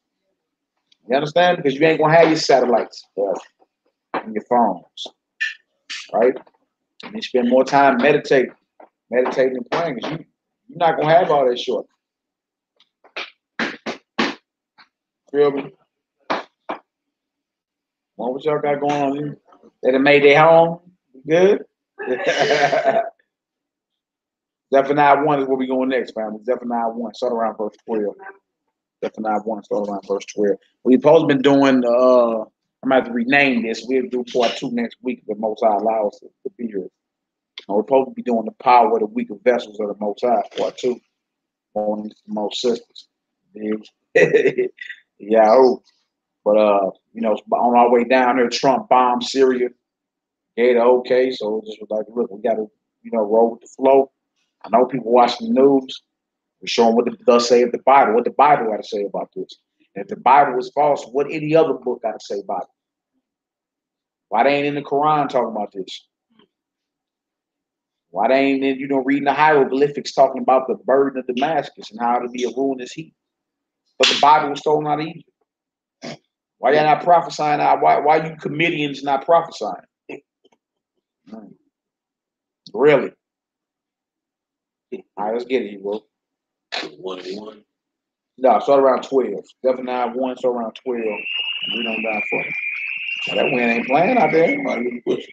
The book of Zephaniah, chapter 1, verse 12. And it shall come to pass at that time that I will search Jerusalem with candles and punish the men that are settled on their leaves. On their who? On their leaves. On their leaves. So the Most High letting it be known, the complacent spirit. Somebody that's settled on their leaves is somebody that's complacent. Real comfortable. Saying earlier, it's almost a good thing to know you got an enemy and to identify him.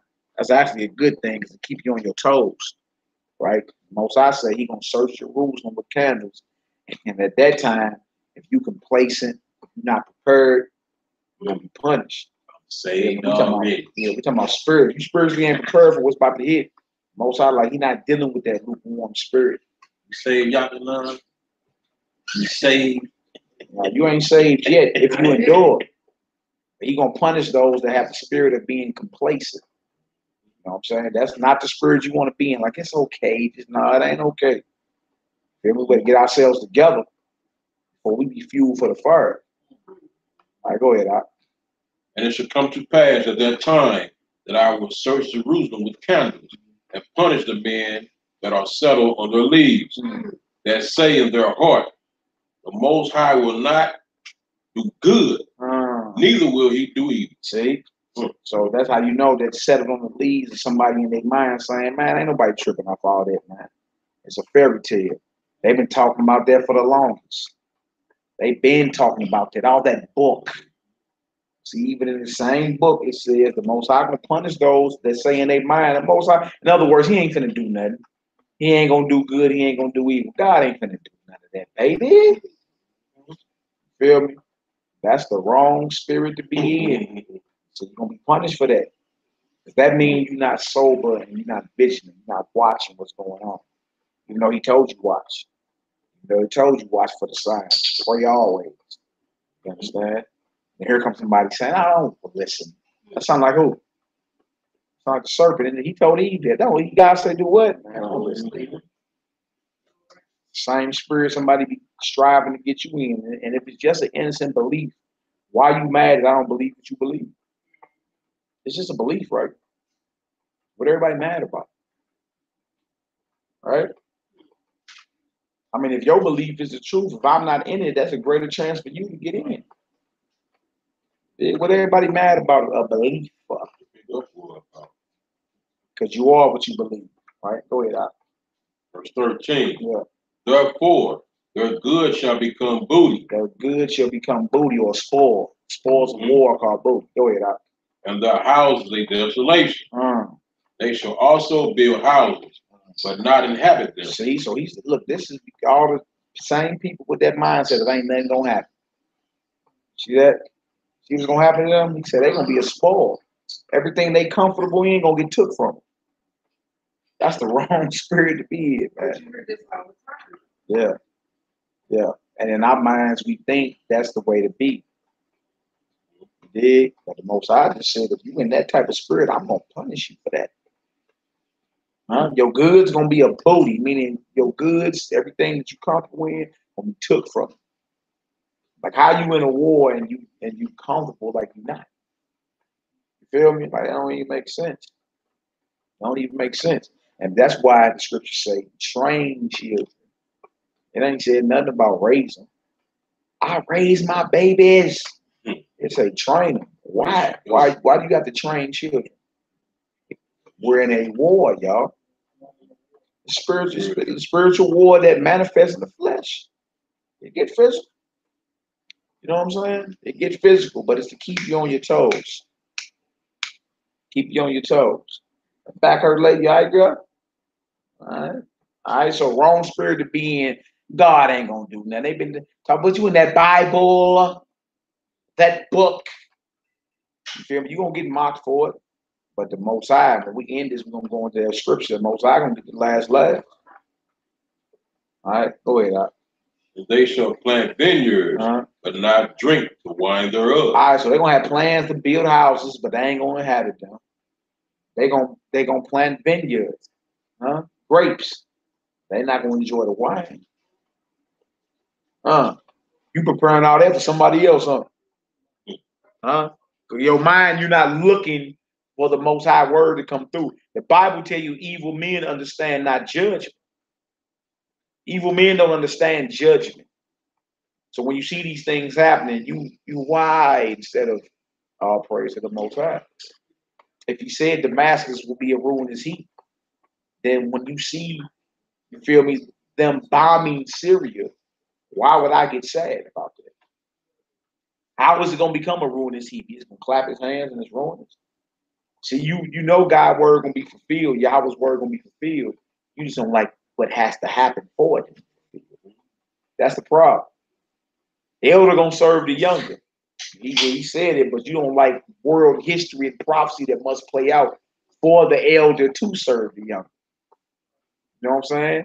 Birthrights getting stolen, sold, and all type of deception got to go on, and you got to get paid back to your face for what you and your mama did, and all for the word of God to come to pass. That's what people don't like. What has to happen for it to come to pass. If it says Damascus is going to be a ruinous heap, then there's war coming to the city. You better believe it. You feel me? So when we read Trump just hit Syria, or somebody sent me the article, or just sent me some word. Shout out to that Hebrew. He just sent me the word. Hebrew, Trump just strike Syria. I respond back, hallelujah. All praises. Because the word of the Heavenly Father said what? Damascus would be a wilderness heat. Damascus is the capital of Syria, if I'm not mistaken. It's either Damascus or Aleppo. But what's up with you Hebrews, man? Brothers out there drinking out the carpet flask. Shabbat shalom. Yeah, Trump destruction. Yeah, I'm talking about it right now. I'm talking about it right now. Yeah. It's going down in the building, baby. So to celebrate over, bro. Yeah. I drink to that. Yeah. We're talking about it as we speak. Right. We sure was just talking about it. Yeah. Trump destruct Syria. All praise. We in Zephaniah chapter 1, right? 14. Zephaniah chapter 1, verse 14. Zephaniah chapter 1, verse 14. Yeah, Russia on the way. Ursha's read an article where Russia was on the way with her support. Yeah. Yeah. This thing's gonna be plunged. What you say? We wake up in the morning, the cock might be crowing. Yeah, it's going down. All praise, glory, and honor, man.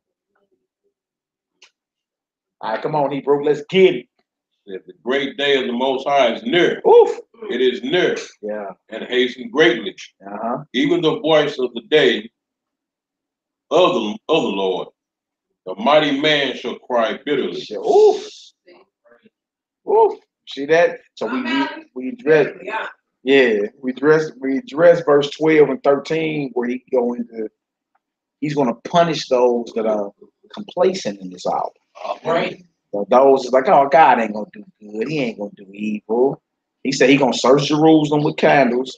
All the men that are settled on their lees, meaning they comfortable. Y'all still talking about that Bible, that book, that is a soothing read, but nonetheless it's made up. You know, the stuff you hear all the time. The time come with the Most I say, I'm gonna punish all those that are complacent. They think ain't nothing gonna get done. Because it's coming, right?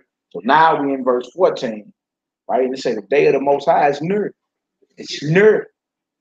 You feel me? He gonna put the hooks in their jaws. He dragging them right on over to that valley of decision. Right? You wake up tomorrow, boy, before you brush your teeth. It could be all out world war. Yeah. Might wake up and cross. The cock and crow. Yeah. Chickens gonna come on the roof before the cock crow. Right? It could be world war. It could be full out world war. And he what he said though. He said if we strike on Syria, he didn't say bombing. He said we nuking all our missiles. Like, yeah. Now we talking about nuclear war. Or nuclear. Reality, as you know, it is over at that point. And I was watching before I left. Y'all was on that Venus talking about the elements. That was the way the urban heat around. Isaiah 17 about Damascus gonna be a ruinous heat. Yep, that's the capital of Syria. That or Aleppo, I believe it's Damascus though. That's the capital of Syria. And Jeremiah, who didn't. Well, that's Isaiah 2,700 years talking about an event that still ain't happened. Damascus ain't never failed. And you turn on the news right now, and it's Syria get Syria get by. Lock the door for me, there. The bottom lock. The bottom lock. They got a picture they captured, and it's all missiles going towards that deal. A live picture. All praises. Hey man, all praise. Hallelujah. Hallelujah. Boy, we said that next to a Ferguson pig today, boy. He got so damn shook, boy. He was shook. Like, I don't know nothing about what them brothers talking about. Come on out, let's get it. Verse 15. Yeah. That day is a day of wrath. Ooh, so the day of the Most High is not a day of double Dutch. It's not a day of herbal essence. You know, washing your hair in the shampoo. No, it's a day of wrath. Yeah, you like to hang, man. Again, that's there so you can switch up how you move. When you see Tomahawk missiles getting launched somewhere, you should rejoice. And two, you should be like, let me go ahead and get myself together. You understand? That's something we just read where the plagues are sent as amendments.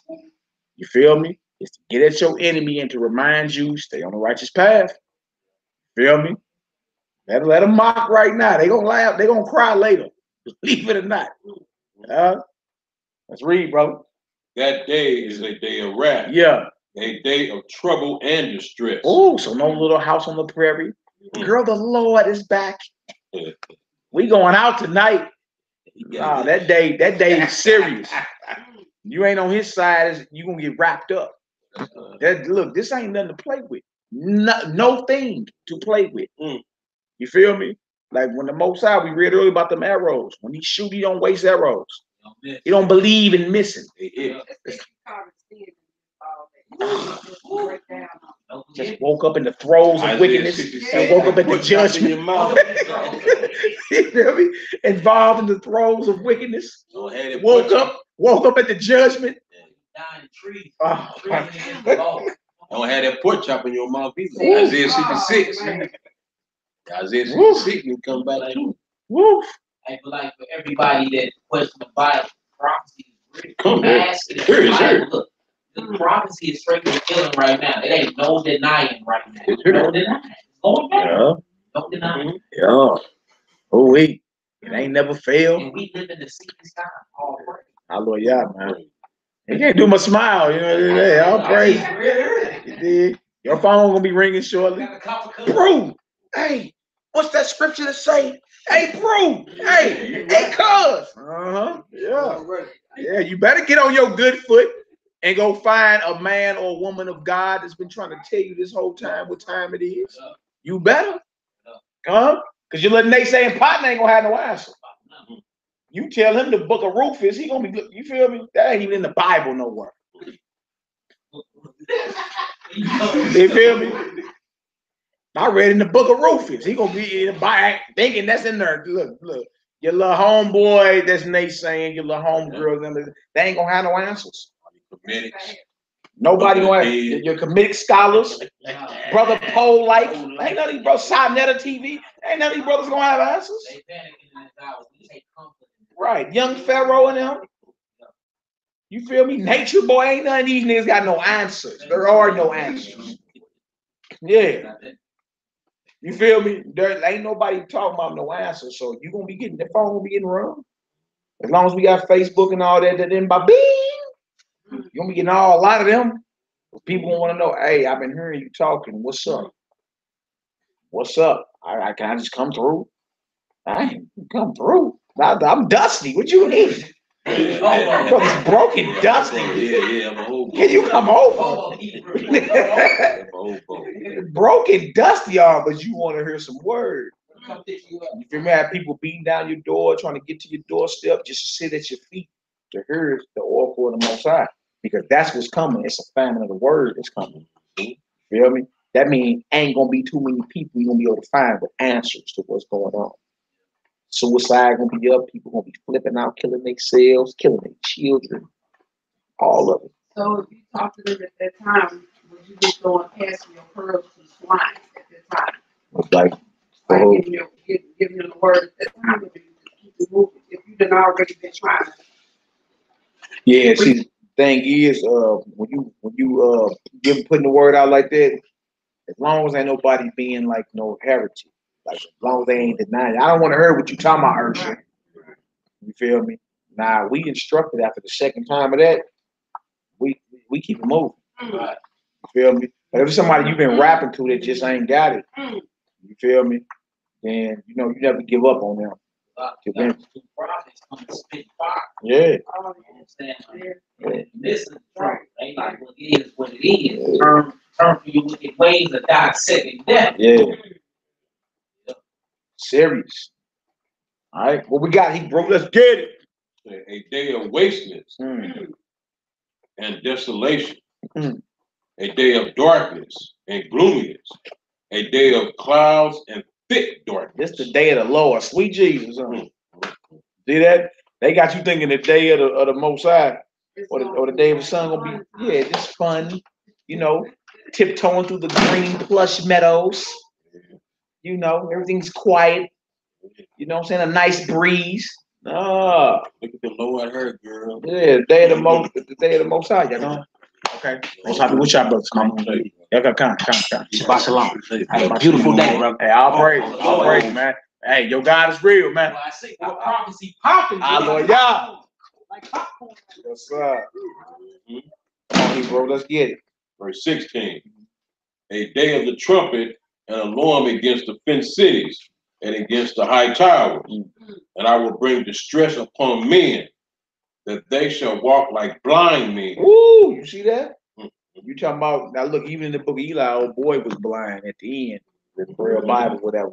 But again, when you're dealing with like nuclear bombs going off, you're dealing with flash bangs, you're dealing with all type of stuff. You feel me? It ain't just skin, like we talking about losing sight, we talking about all type of stuff. Like, and we talk, and then the day of the Lord, this is happening. Y'all see that? Day of darkness, wrath, desolation, blind men, thick darkness, an alarm against the fenced cities, meaning those that feel they secure. You feel me? You can't tell that he's in nothing. He building underground bunkers. Yeah. Most High gonna handle all that. Day of the Lord is a day of darkness, wrath, an alarm against the fenced cities. Nothing to play with. They gonna bring distress upon men. They can walk like blind men. Woof. Man, get it right and get it left, huh? All praise. All praise. You should want a challenge in your life, man. You dig? This is a challenge to be righteous. Strive to get into the kingdom, to be obedient, to do what thus saith the Most High. That's a challenge. It's easy to go against them. You should want to challenge yourself to be better, push yourself to be great. You know what I'm saying? Yeah, you definitely gonna have that. You definitely gonna have that. And that's the first line of defense. You gotta be able to get through that. Yeah, that sinks in. Because in your mind, you want all your people to get it. Yeah. Or what's the soul in reality? Yeah. Getting more knowledge. Vanity of vexation, but you see it, and you're like, you don't even see it, and you're like, say it. That's what it is, man. But you gotta love the Most High more than you love even your own life. And then you start putting things in perspective. Like, I love you. I love all my family, cousins, all them. Well, I love to be laughing with y'all forever. Fact of the matter is that ain't the truth. Feel me? That ain't the truth. And you, because look, you knowingly reject truth all the time. Feel me? Like, my people know they doing wrong. They know. You know what I'm saying? I know y'all know. Because you'll wait till I leave the room and go use the bathroom to hurry up and get your circle prayer off. If I hurry up and now all y'all know, when did y'all do this? I just went to pay the water bill real quick. Now I come back out the bathroom and everybody's in a circle praying. You dig? So that means y'all said to yourselves, I be gone now, hurry up. Let's hurry up and do this. Like, y'all agreed to this. Like, so you know that what you doing is wrong. Feel me? You dare not say it or show me what you talking about in the scripture, because it gets showed. You feel me?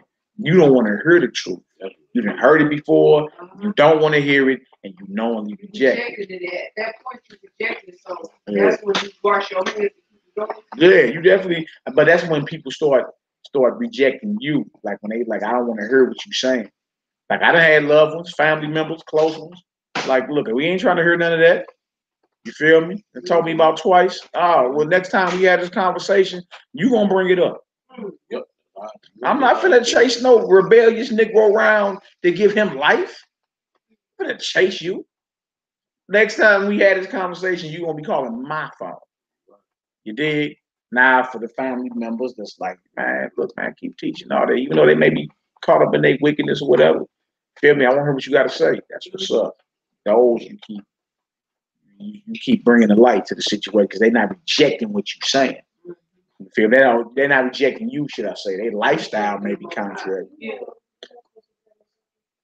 Nah, that's not biblical at all. You feel me? The scripture tell you to face the land that you was brought from. We're going to be facing Jerusalem. We're going to spread forth our hands, not do this. You know what I'm saying? And then when it come down to men and women, you know what I'm saying, the covering of the heads from top on down, you feel me, uncovered. So we learn to hold hands in a circle and pray in this bondage. You feel me? That's not in the Bible nowhere. So then you be like, where you get that from? You feel me? What if I'm holding hands? What if I'm holding hands with a molester? You feel me? Or homosexual? Like, what do you mean? Like, it's like we out to join hands with all these? Nah, that's not what it is. You feel me? So nah, we ain't supposed to be doing that. We learned that in this captivity. You feel me? Dealing with religion. You know what I'm saying? So our people reject the truth all the time, though. You feel? That's why it's like, well, people are like, well, what about my, like, look, I don't got a heaven or hell to put nobody in. I don't got a kingdom or a lake of fire to put nobody in. But we know, like, it's so hard when you get somebody that's in church and you try to tell them the truth. Like, it's like beating the dead horse. Like, they ain't trying to hear that. But look. Let's make sure that when they look up on you, the same email that you give me, you get it. Make sure you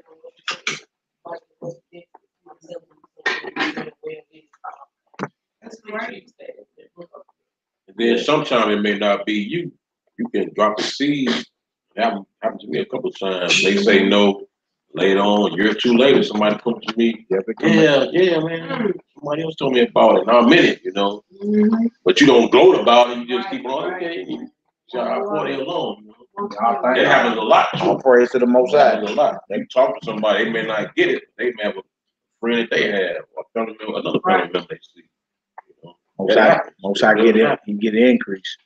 Somebody plant, somebody water, but the increase come. As long as the increase come, it's all good. You feel me? I got family that won't listen to me, but I listened to one of my bros and didn't know he was one of the bros until they was like, "Oh yeah, I know him." I'm like, "Yeah, that's one of my Hebrew brothers." Is he? Yeah. You feel me? Yeah. And he's like, you know what? Now that you say something, he always talking about the Most High or something, or it's the Sabbath, or yeah. All right, come on, Hebrew. Where we at? Zephaniah chapter 1, verse 17 again. And I will bring distress upon men, that they shall walk like blind men, because they have sinned against the Most High, and their blood shall be poured out as dust, and their flesh as the dung. And their flesh is bobo, dung. Neither their silver nor their gold shall be able to deliver them in the day of the Most High's wrath. I love that scripture right there. Your riches won't even be able to deliver you in that day. Everybody bragging about they got a bag. They out here grinding, whatever. Your private jet can't fly you away. Yeah, everybody bragging about whatever they is. Throwing up millions, black youngster and all them. Yeah, I hear you. I hear you. But look, that won't save you in that day. Black youngster ain't gonna have no answers. See that? Cardi B ain't gonna have no answers in that day. Everybody loving the day that abomination heathen, Kashi 6ix9ine. He ain't gonna have no answers in that day. With the Skittle hair, the Skittle grill, you know what I'm talking about? Yeah, well you ain't missing that. You feel me? That's abominable. Like the way he looked, it's something wrong. You did. All right, go ahead, Eagle. Like in other words, what everybody bakes their security off of, it won't secure them in that day. You feel me? Well, you talking about a well-fenced city, whether you talking about your gold or your silver, whatever you're talking about, it won't deliver you in that day of the Most High's wrath. None of that will stay in judgment. You feel me? Only righteousness. So that's their God anyway. It said on the money, the God we trust. Yeah. The God anyway. Yeah, only righteousness will deliver from death. And we're talking about the second death. Only righteousness will. You know what I'm saying? You've been striving to please your creator. And even if you fall short, man, look, get up. Fight. It ain't over. You didn't die falling short. Get up and keep going. You know what I'm saying? Get up and keep going. He just requires for us to press on to be perfect. To strive to be the best. You feel me? You serving the creator. You should be striving with every fiber of your being to please him. Now, we enter in the Sabbath and all this, like Shabbat, man, should nothing else be on your mind. We're gonna be totally focused on what the Most High got going on. This is his time. You understand? Like, so when you go into the Sabbaths or Shabbats, like you kick them off Friday nights or whatever, start transitioning your mind, like you might be in a Wednesday or Thursday, like with the Sabbath coming up. feel me? I gotta be totally focused on what the Most High got for me. You feel me? I gotta be tuned in. You start receiving a lot of spiritual blessings because you somewhere listening, tuned in, and not somewhere turning it up. You feel me? Like these the same people ain't gonna have no answers for you. You feel me? Little JoJo at the pool hall ain't gonna have no answers for you. Go ask him, say, why is Russia over Syria right now? Who? You know what I'm saying?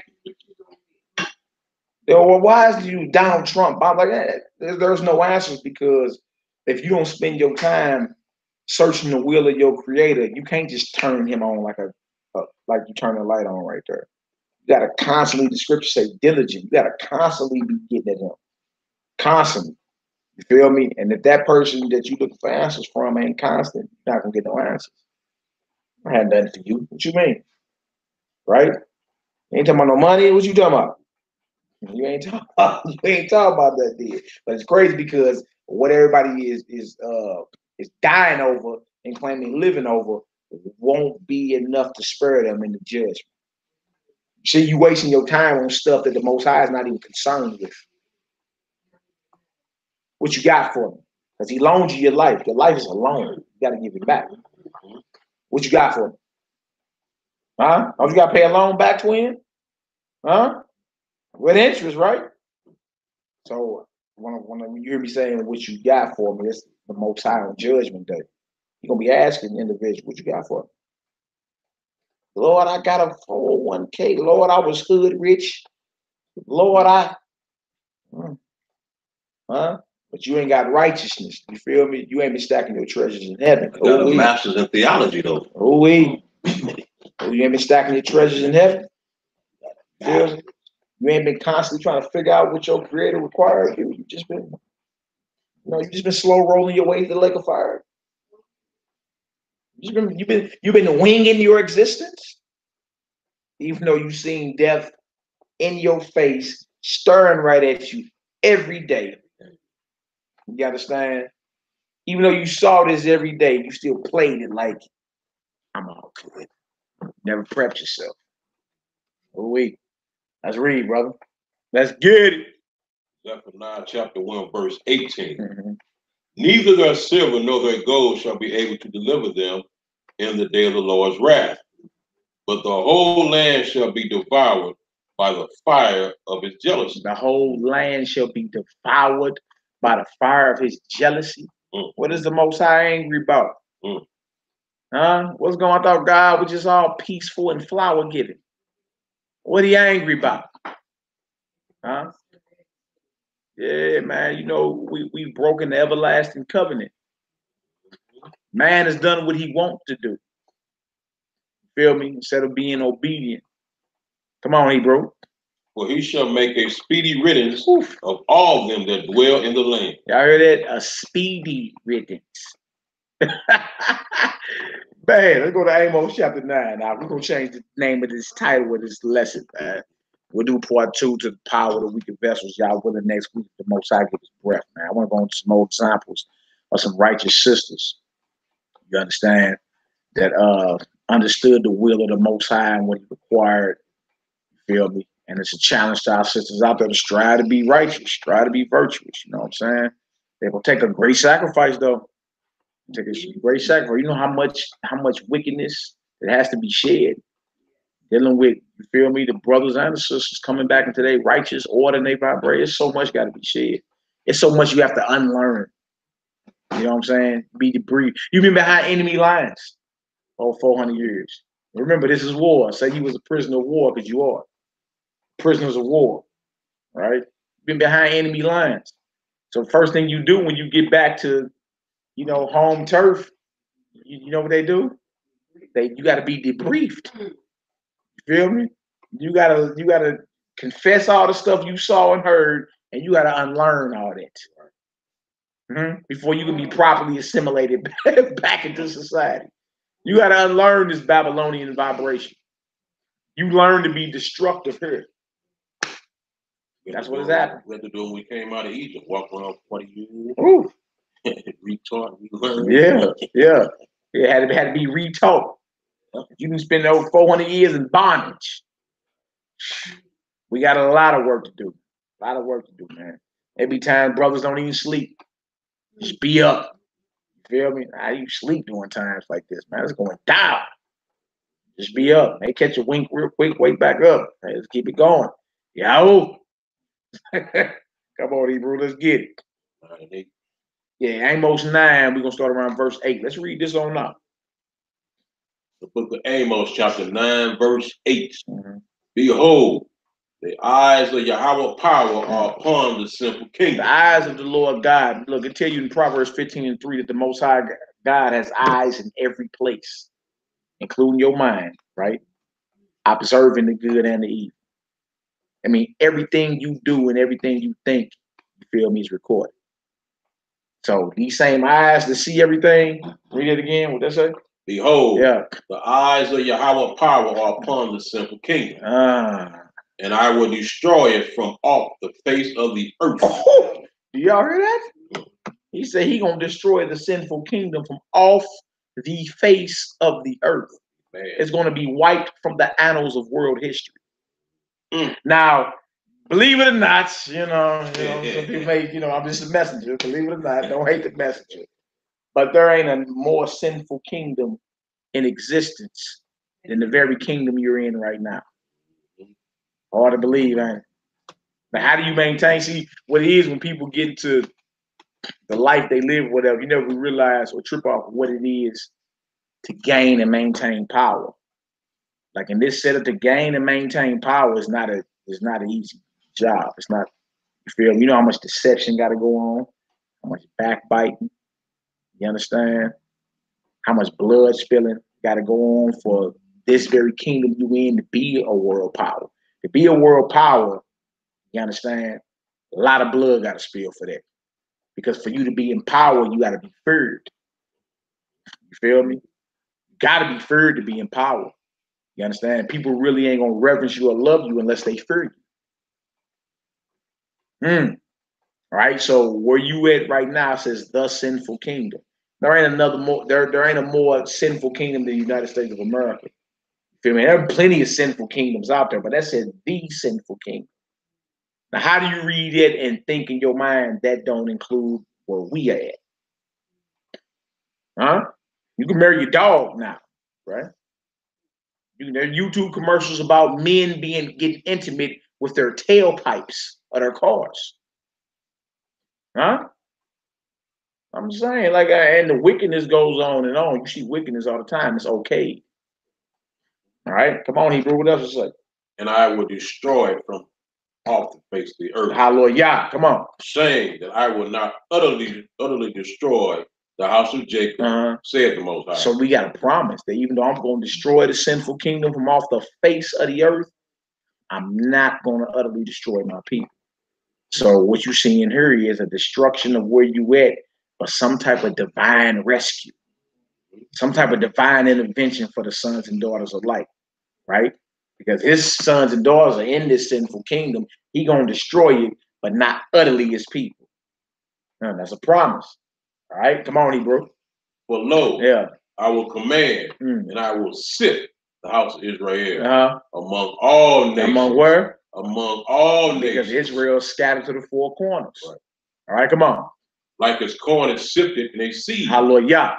Yet shall not the least grain fall upon the earth. The least grain won't fall upon the earth. You feel me? If you are considered chosen by the Most High, he got you, no matter where you at. He got you. Another promise. Just like you got your babies, right? All right, go ahead. All the sinners of my people, all the sinners of my people shall die by the sword. My is a pronoun. It implies possession. My wife, my car, my house, my child. You say my, that implies that it belongs to you, right? All right, now he just said all sinners of his people, my people, are going to die by the sword. Which say what? Which say, the evil shall not overtake nor prevent us. It's the same thing they were saying in Zephaniah 1. The Lord ain't going to do good, he ain't going to do evil. Right? He said, I'm going to punish them for that. He just said the same thing in her. All the sinners of my people going to die by the sword, but say the evil won't overtake nor prevent us. If you in the mindset that the Most High is not about to bring judgment to this very place, you feel me? Your beloved country, even this planet, you are sadly mistaken. And that's the quickest way to get the white like took up off the map, by thinking God ain't gonna fulfill his promise. That's the wrong spirit to be in, because you're gullible at that point. You're not looking. You forgot you at war.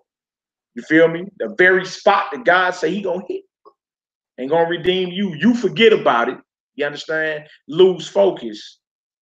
And that's the quickest way for the most to become an enemy of God, because you're not looking for what he promised as if he's some chump or something.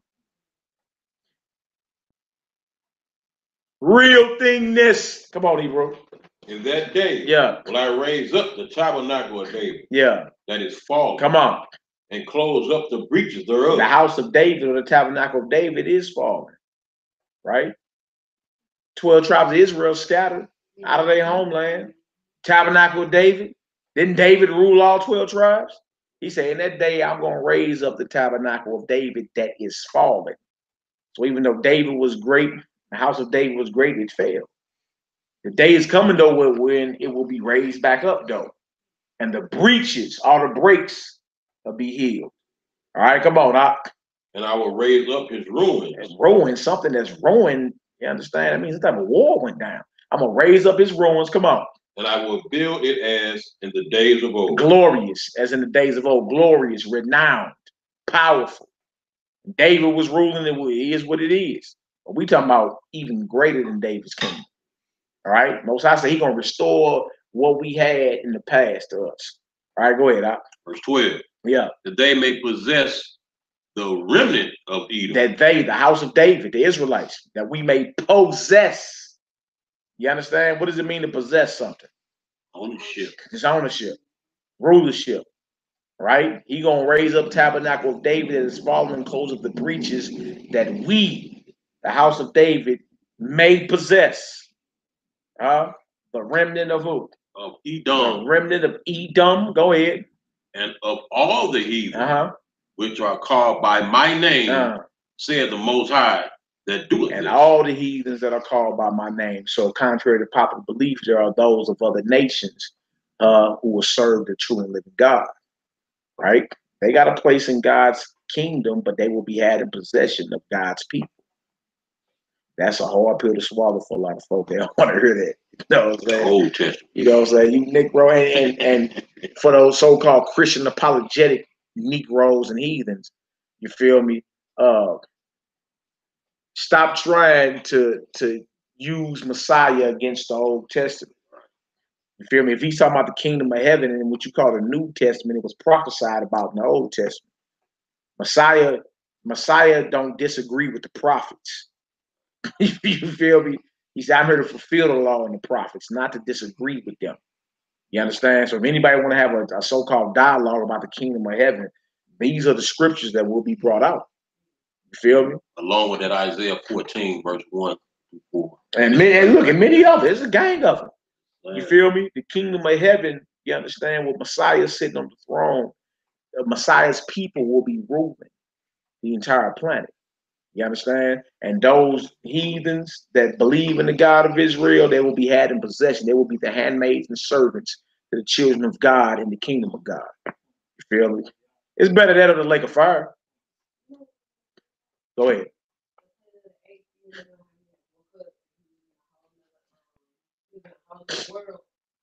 And he was like, no, this can't be real. And he like, I'm just fighting this way. And it was still stiff. Yeah. And I'm just like, just hear what you're saying. I'm just like, look how they do it and put it in movies. Subliminally. Yeah. The movies is where it's at. Feel me? You're gonna see all the what they call them dog whistle politics, all the buzzwords. Yeah, you're gonna catch all that in the movie. All of it. Because in the end, even the enemy know what it is. Right. Yeah, and he don't want his people, you know what I'm saying? Come on, Hebrew, what it say?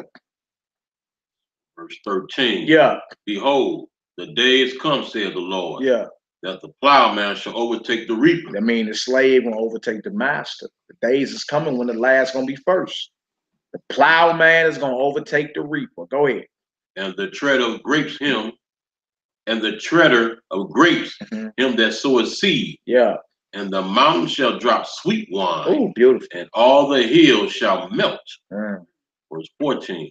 And I will bring again the captivity of my people of Israel. See, so he's talking about when he says, when I will bring again, talking about reversing Israel's captivity.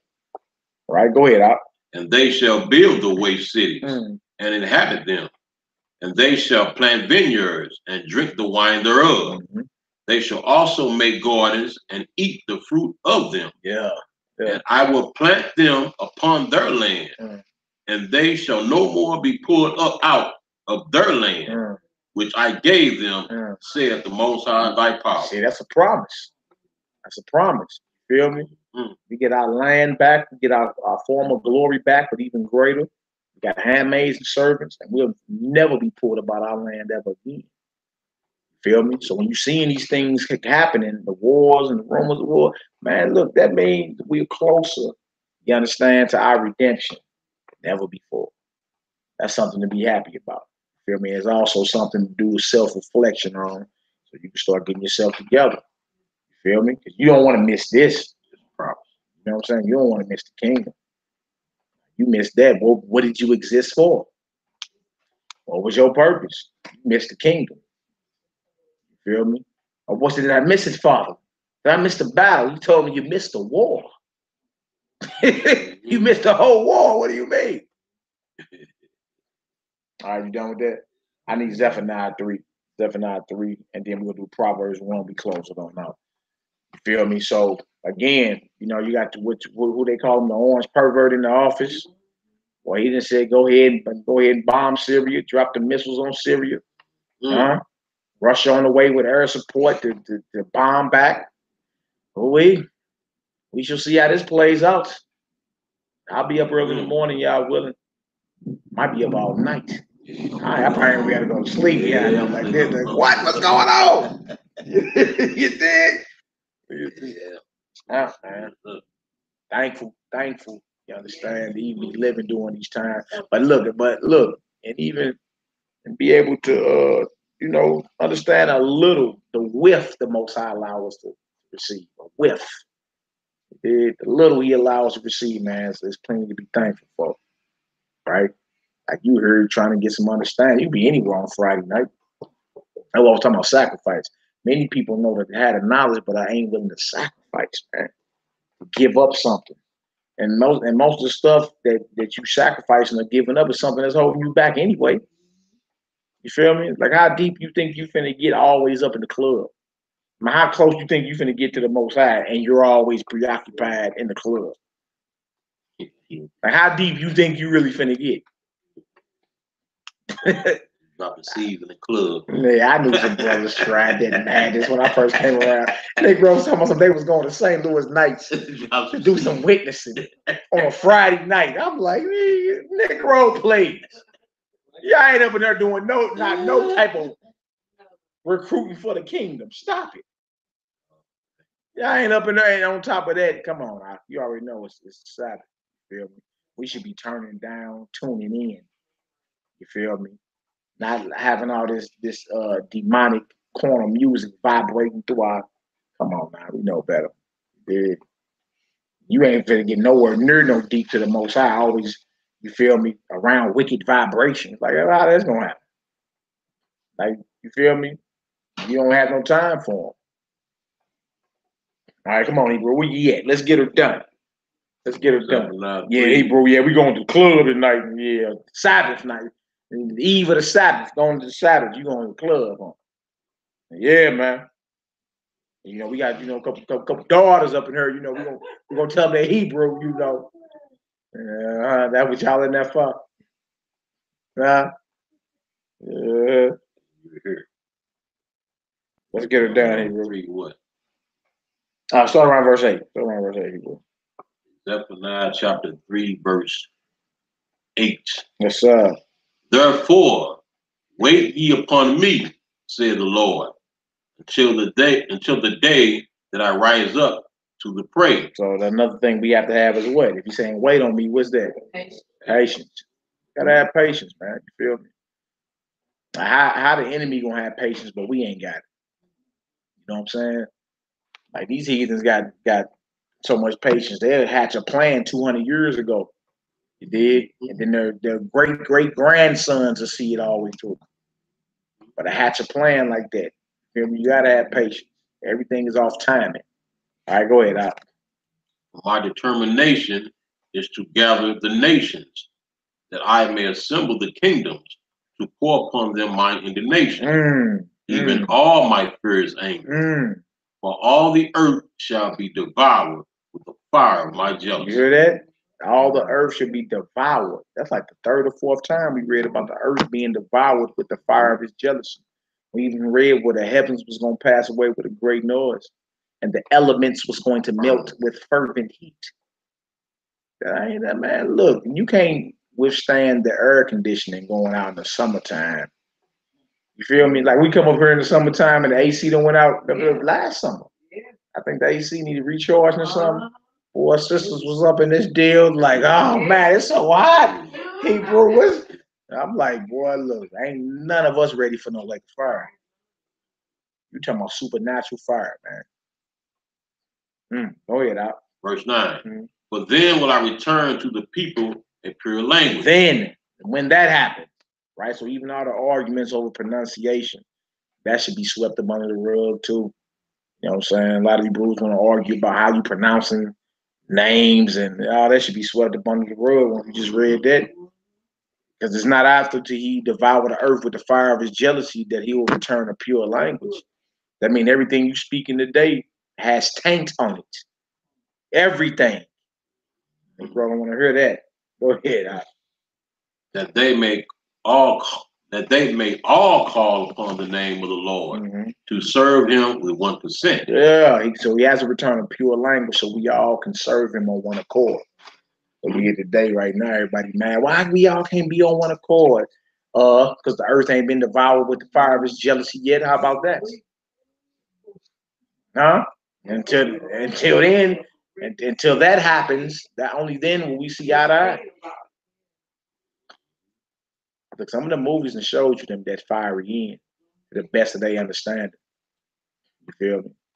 The best of their understanding. But some people try to show you the lake of fire to the best of their understanding. Well, just based off the visions of the Most High, let them know that's where you going. You see a vision. You see a vision of your final resting place. Ooh, ooh. Come on, bro. You would a worm die if not.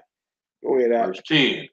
From beyond the rivers of the Ethiopia, my suppliants, even the daughters of my dispersed shall bring mine offering.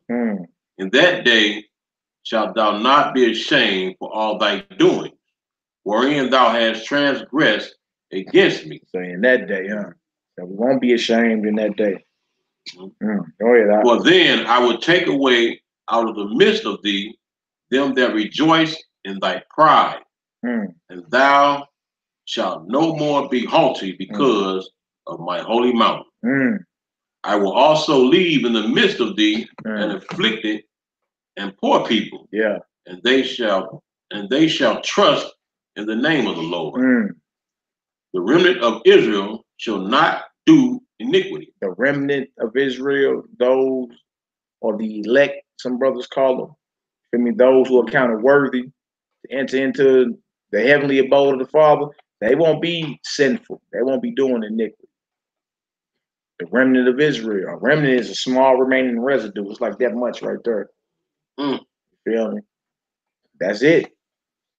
But that's there to fear you, to inspire you to press to be perfect.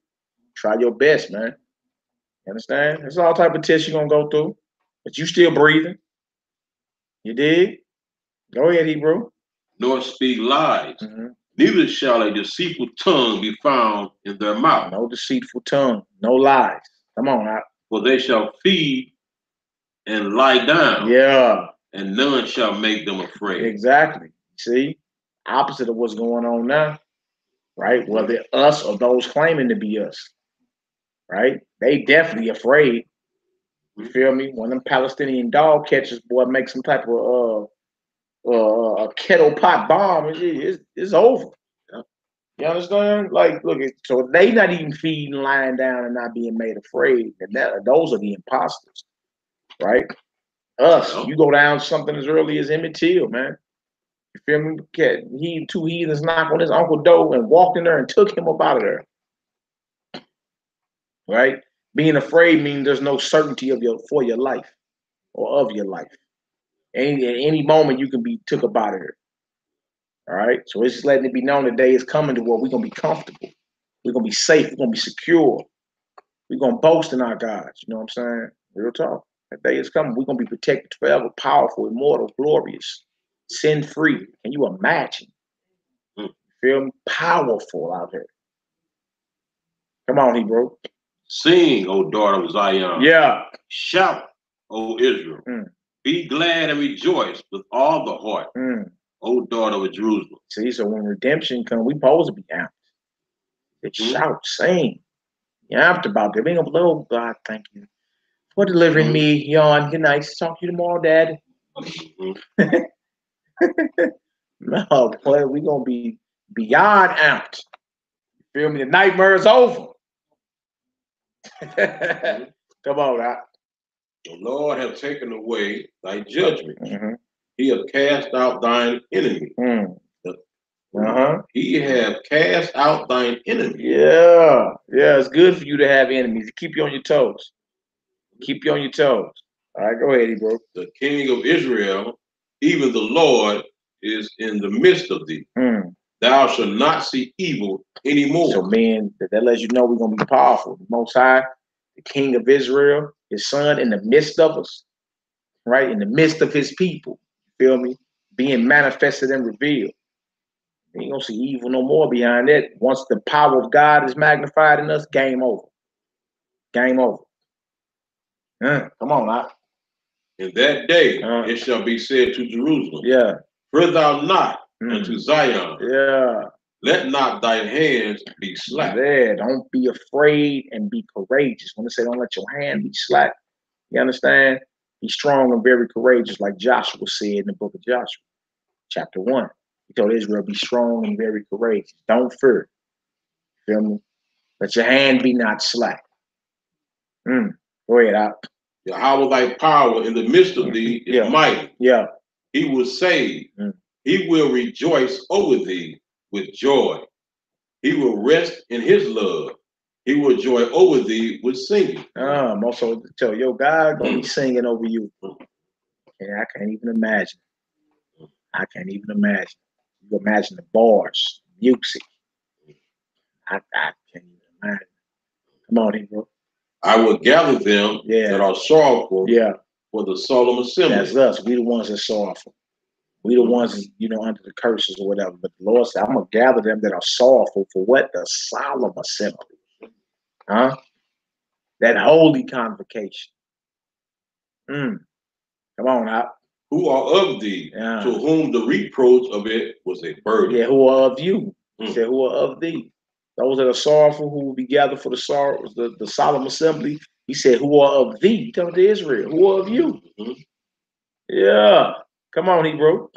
Behold, at that time. At what time? At that time. That time. Come on. I will undo all that afflict thee. Everybody that afflicted the apple of the Most High's eyes gonna have to lay down.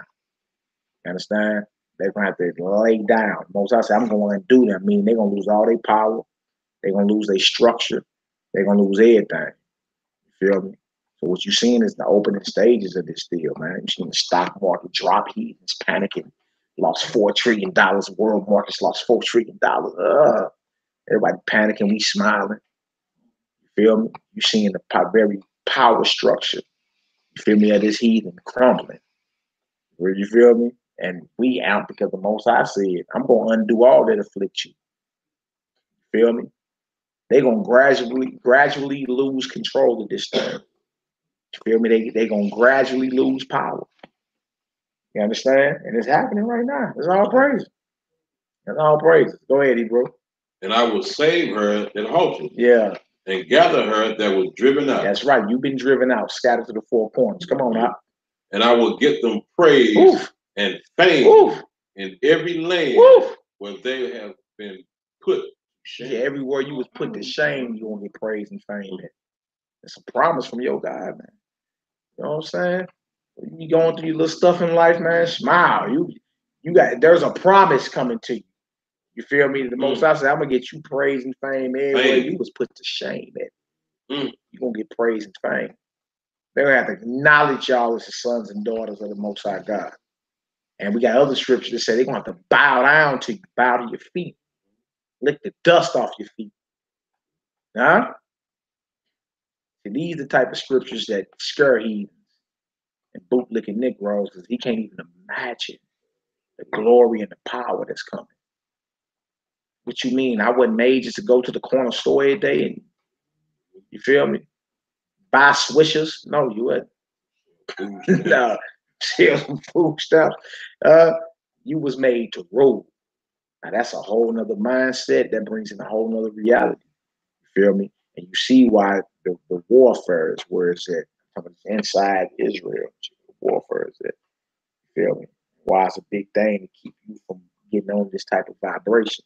Can't have too many of you niggas thinking y'all gonna be free and powerful and ruling. You gotta come in with your agents. No, that's a false doctrine. What? That Israel will get praise and fame in every land they was put to shame. That everybody that afflicted Israel will be undone. That you want to bow down, lick the dust off their feet. What? That's false. Heathens scared that. Vocab Malone and these heathens. Like we all finna be buddy old pals in the kingdom. No, we're gonna run a tight ship. Yeah. I'm gonna get these my people praise and fame in every land where they have been put to shame. And Vocab Malone is a damn Italian, Roman bastard who was in on the murder of Hamashiach. And you bastards think y'all gonna get off with this? Yeah. Make a parody about that. You want to make a parody about slavery. That bootlicking Negro J, the producer, make a parody about that. About licking the dust off the feet of God's chosen. Has that happened already? Yeah. I ain't talking about the Negroes in New York make y'all shine their boots and kiss them. We talking about when God get a decree and he get an order. He gonna get his people praise and fame in every land they was put to shame at, man. You feel me? So when we seeing these wars and stuff going down, man, we focus. We smile because we see what's coming to us. Right? What's due to us. All right, go ahead, bro. Verse 20. At that time will I bring you again. Yeah. Even in that time that I gather you. Woo! For I will make you a name and a praise among all people of the earth. Of who? Of the earth. So we ain't just talking about a little corner. He say of the earth. Think about all the family and kindreds of the earth, right? Come on. When I turn back your captivity before your eyes, said the Most High. When he said, when I turn back your captivity before your eyes, I'm going to get you praise and fame. Huh? Every land you was put to shame. All the families on the earth gonna know you my chosen vessel. And they all know we're at the bottom right now, so yeah, everybody know that. That ain't been fulfilled yet for you Christian apologetic man. Everybody's an apologetic today, a textual critic. All right, we're gonna finish this off with Proverbs 1. Proverbs 1, 20 on down. I think it's like 32, 33. We're gonna close on out. You know what I'm saying? Once again, y'all stay strong out here, stay focused. If everything is the Bible prophesied about, such as the wars and rumors of wars and the hooks and the jaws and Damascus being a ruinous heat, we on the brink of it right now. We on the brink of it right now. The naysayers ain't got too much more to keep saying. Eventually, your phone gonna be ringing, and it's gonna be ringing so much you ain't gonna have time to get back with everybody. Somebody gonna need answers. Somebody gonna want answers to what's going on. Ah, so poetic. It sounds beautiful. It's storming around this deal, baby. Feel me? It's thundering. It's lightning. Tomahawk cruise missiles getting launched into Syria. It's poetic. So poetic. So poetic, man. All right, come on, Hebrew. Let's finish it up. Proverbs 1, we're going to start around verse 24. Oh, yeah. We're going to close it on out. Because I have called and you refuse. I have stretched out my hand, and no man regarded. But ye have set at naught all my counsel, and would none of my reproof. I also will laugh at your calamity. He say, look, the days coming where the Most High gonna mock. He's gonna laugh. You ain't want my reproof. You saw the nations gathering for war. You saw the plagues in the earth. You saw the out of order wickedness that was happening. You figured, you just get on back to your money bag. You ain't cared nothing about your people. You didn't care nothing about what you was training your children up on. You didn't care nothing about what you was putting in your temple. You didn't care. You was too busy slow rolling your way to the lake of fire. You didn't care. So the day is coming where the Most High say, look, man, I've been hollering. You've been refusing. You've been swiping left on your phone. And dig? You've been refusing. You've been sending the Most High God a voicemail. He called, you don't answer. Well, the day is coming where he's going to laugh at your calamity. Laugh. Not your God, huh? In other words, grace runs out. Yeah. You feel me? Grace runs out. Grace is just a temporary state of judgment. Teach you. Right? Get yourself together while you got favor. But that runs out. You understand? Let's read out. I will mock when your fear comes. So the Most High gonna joan on you. We said talking earlier about joning. Huh? Most High said, I'm gonna laugh and I'm gonna mock. When you afraid of mocking you because you mock my servants. But when you afraid of mocking you because you mock my word. Huh? Come on out. When your fear cometh as desolation. Yeah. And your destruction cometh as a whirlwind. Your fear cometh as desolation and your destruction as a what? A whirlwind. Like a tsunami or something. Huh? Come on, Hebrew. When distress and anguish cometh upon you, then shall they call upon me, but I will not answer. He said, then you gonna want, and it's crazy. Even the atheists, like L9 said earlier, the hardest hood cat, whoever, man, guess what? When it's about to go left field, when death is on the table, you barely holding on. You understand? Even the atheists get spiritual. Call out to the Most High. Your soul is gonna bear witness on who created it. Done talking. I heard him talking now. Yeah, that's because distress ain't on you. But when distress get up on you, boy, and them plagues ride you like some tight hindquarters, yeah. Now we got a problem, don't we? Now you want to say, oh my God. Come on now. But I will not answer. Yeah. They shall seek me early, but they shall not find me. But they shall not find. You see that? Come on. For that they hated knowledge and did not choose the fear of the Lord. Come on. They would none of my counsel. They despise all my reproof. They despise all the Most High. They despise the Bible.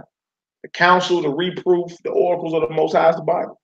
Whenever somebody talking crazy, like, nobody want to hear that book, you reading their future right here.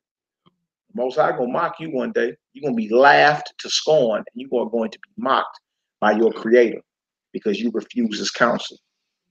Huh? That's serious. It's serious. And if you know how we yawn, can you imagine our Father who art in heaven? Can you imagine Him yawning? And you know how we yawn? And He talking about mocking you when your calamity comes. Ooh-wee. Go ahead. Therefore shall they eat of the fruit of their own way and be filled with their own devices. For the turning away of the simple shall slay them. The turning away of the simple. What verse is that, Hebrew? This Proverbs 1:32, worldwide family. For the turning away of the simple. Those who refuse to hear this word, it's going to be their death. You feel me? So that's why you ain't supposed to be getting too mad. You want to reject. You get 2 rejections. Hey, I'm going to leave you alone. Because we know your end. Huh? We know your end. Unless the Most High allow you to return, we know your end. Go ahead, out.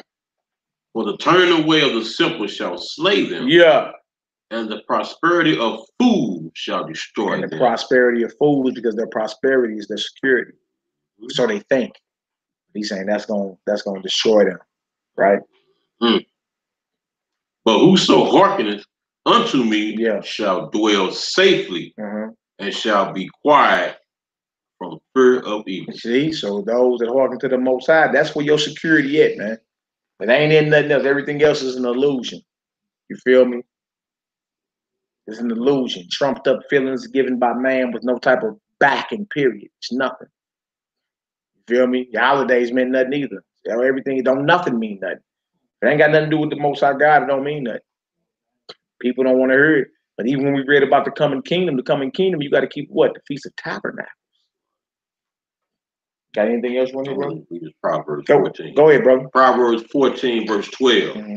There is a way which seemeth right unto a man, but the end thereof are the ways of death. Yeah. Do me Proverbs 28, 4 and 5. Okay. Proverbs 28, 4 and 5. Proverbs 28, verse 4 and 5. What does it say? Proverbs 28, verse 4. They that forsake the law praise the wicked. They that forsake the law praise the wicked. Those that forsake the law of God, they actually praise wickedness. You hear people like, we ain't got to do all that to the laws, and they that forsake the law praise the wicked. Wow, go ahead, Hebrew. But such as keep the law contend with them. But those that keep the law of God contend with the wicked. You see that? Those that forsake the law praise the wicked, but those that keep it, they contend with them. It is what it is. Verse 5. Verse 5. Yeah.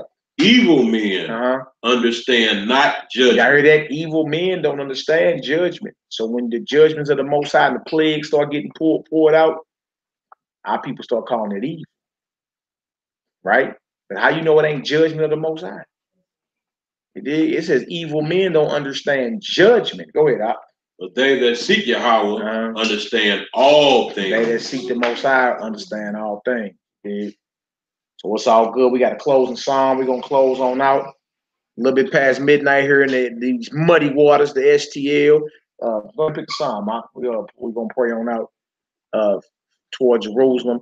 All praises to the Most High God, the owner, creator, and possessor of all things. In the name of his only begotten beloved Son, who's currently sitting at his right hand. Y'all be watchful. Y'all be vigilant, which means watchful. Y'all pray. Y'all meditate. Watch for these signs, man, because we here. We here. You feel me? It's best for you to be found doing the work of the Most High, man. Everything else is vanity. Right? All right, so we're going to close out with a closing psalm. Jerusalem is that way. Go ahead and pick a psalm, Hebrew. Handle your business. Shout out to the Worldwide Assembly. Shout out to our sister Earth for allowing us to come and sit down and break bread. All praises, glory, and honor to the Most High. Right on for all the work y'all do, the prepping, all of it. All praise to the Most High. Find a psalm, we'll read us on up. We in them songs with degrees. Read that Psalm 120, 120, 121, 121. Yep. Oh, snap. Yeah. Let's get her done. Hallelujah. Psalms 121. All praise the Most High. Hallelujah. I will lift up mine eyes unto the hills. That's right. From whence cometh my help? My help cometh from the Most High, which have heaven and earth, which have made heaven and earth. He will not suffer thy foot to be moved. That's right. He that keepeth thee will not slumber. Behold, he that keepeth Israel shall neither slumber nor sleep. The Lord is thy keeper. The Most High is thy shade upon thy right hand. The sun shall not smite thee by day, nor by moon the sun shall not smite thee by day, nor the moon by night. The Lord shall preserve thee from all evil. He shall preserve thy soul. The Lord shall preserve thy going out and thy coming in from this time forth, and even forevermore. Hallelujah. Selah. Yahoo. All praises, glory, now to the Most High. All good. Y'all stay focused out here. You know what I'm saying? Again, House of Zion Homeschool, kicking off that endeavor this fall. Hebrew Israelite Radio Network. Honorary Military, STL, Sector of the Nazarene, Order Melchizedek, Shabbat Shalom to the Worldwide Assembly. Watch and pray. Watch and pray always. Yo.